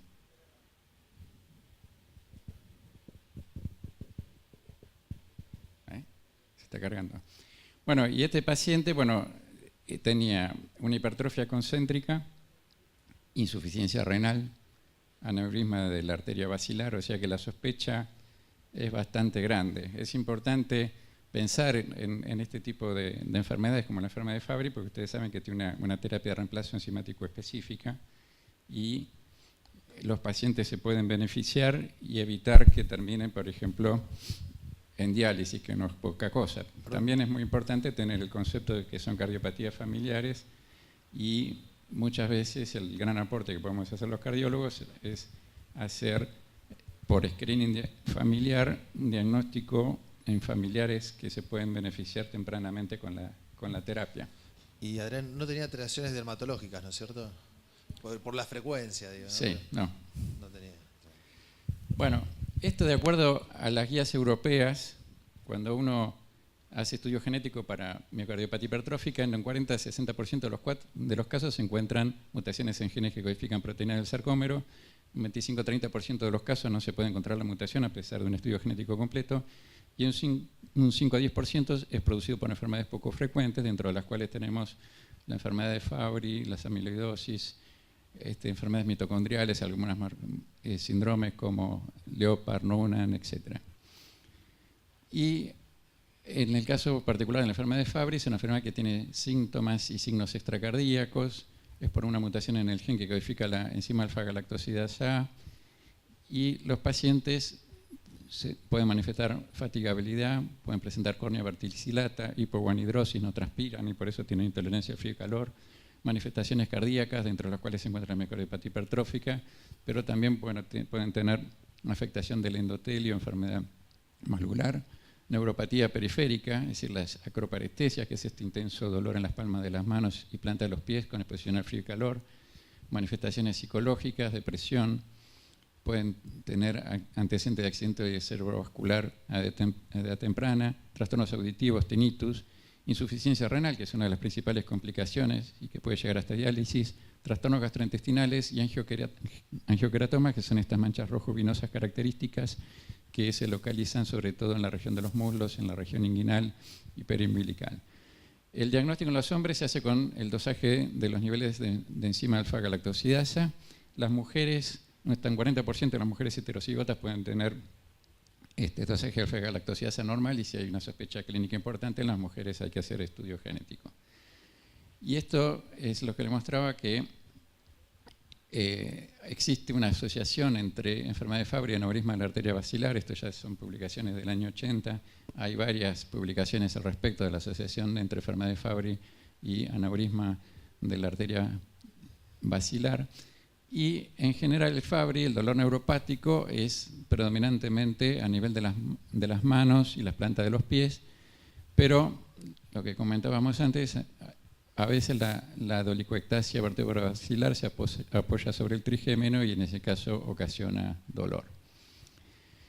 Entonces, el problema que tenemos los cardiólogos es que habitualmente hacemos diagnóstico tardío. Cuando un paciente tiene diagnóstico por ecorresonancia de miocardiopatía hipertrófica o tiene trastornos del ritmo o por ecorresonancia no hay hipertrofia, pero tenemos evidencia de fibrosis por resonancia, bueno, nadie duda que hay que darles terapia de reemplazo enzimático, pero en este estadio los pacientes tienen muy poco beneficio con la terapia de reemplazo enzimático y mueren por insuficiencia cardíaca, pueden tener FA, CV y muerte súbita. Entonces, uno de los principales aportes de los cardiólogos, no hay que olvidarse que hay que estudiar a toda la familia, y por diagnóstico temprano podemos encontrar un paciente que por ecorresonancia tiene una hipertrofia leve y no tiene fibrosis por resonancia. Estos son los que más se van a beneficiar con terapia de reemplazo enzimático. La duda es si debemos de empezar terapia de reemplazo enzimático más precocemente, si ya antes de que el paciente tenga hipertrofia, si tenemos una electronormal, disminución de velocidades tisulares por eco, alterado del strain por eco, o tenemos algún signo de disfunción microvascular, o esta técnica que la secuencia ante 1 sin contraste por resonancia, que nos permite poner de manifiesto depósito de glicofingolípidos precozmente, y en ese caso probablemente ya los pacientes deberían recibir terapia. Además del Fabry existen otras enfermedades entonces que pueden tener manifestaciones sistémicas, entonces es muy importante cuando uno ve un paciente con hipertrófica buscar síntomas y signos extracardíacos que nos pueden orientar al diagnóstico diferencial. La biopsia endomiocárdica no está indicada de rutina en estos pacientes, es una indicación clase 2B con nivel de evidencia C y está indicada cuando uno sospecha una enfermedad infiltrativa por depósito. Si este paciente nos viene el dosaje de alfa-lactosidasa normal, el próximo paso va a ser hacerle una biopsia endomiocárdica. Y en ese caso la biopsia endomiocárdica puede ayudar al diagnóstico diferencial. Esto, bueno, viene bien también con el caso que se presentó previamente, lo que se hablaba de que las arteriolas intramurales suelen ser displásicas, suelen tener mucha hipertrofia de la media, y nosotros analizamos los pacientes que se trasplantaron en Favaloro porque evolucionaron con disfunción sistólica y encontramos que el 87% de las arteriolas fueran displásicas y también encontramos menos densidad numérica y menos densidad de longitud de pequeñas arteriolas. Y tuvimos pacientes que evolucionaron, este es un paciente que es una hipertrófica, que tiene el aspecto de una miocardiopatía dilatada. Este es un paciente no dilatado con difusión sistólica y esta es una variedad restrictiva de hipertrófica con hipertrofia que afecta predominantemente la punta y la pared lateral y respeta el septum. Y analizando los corazones, un tercio del miocardio en promedio estaba reemplazado por fibrosis. En este trabajo Jacopo Polivoto, cuando la fracción de eyección es menor del 50%, por ejemplo en este caso tenemos un 43% de la pared reemplazado por fibrosis. Lo que encontramos nosotros, nuestra población de pacientes, que los pacientes con disfunción sistólica tuvieron más muerte súbita con TB-UFB documentada y más síncope con TB-UFB documentada. Este es un trabajo de Chan del año 2014 que es el primero que demuestra que la evidencia extensa de fibrosis es un predictor independiente en análisis multivariado de supervivencia, pero en este otro trabajo europeo ajustado por fracción de eyección, acá no les da. Y para terminar, bueno, el consenso argentino de miocardiopatía hipertrófica, al final incluimos material suplementario con tablas para hacer diagnósticos diferenciales y un concepto que tenemos que tener, si bien los métodos de imágenes y el estudio genético, que es cada vez más accesible, nos aporta mucha información, el diagnóstico seguirá siendo predominantemente clínico. Muchas gracias.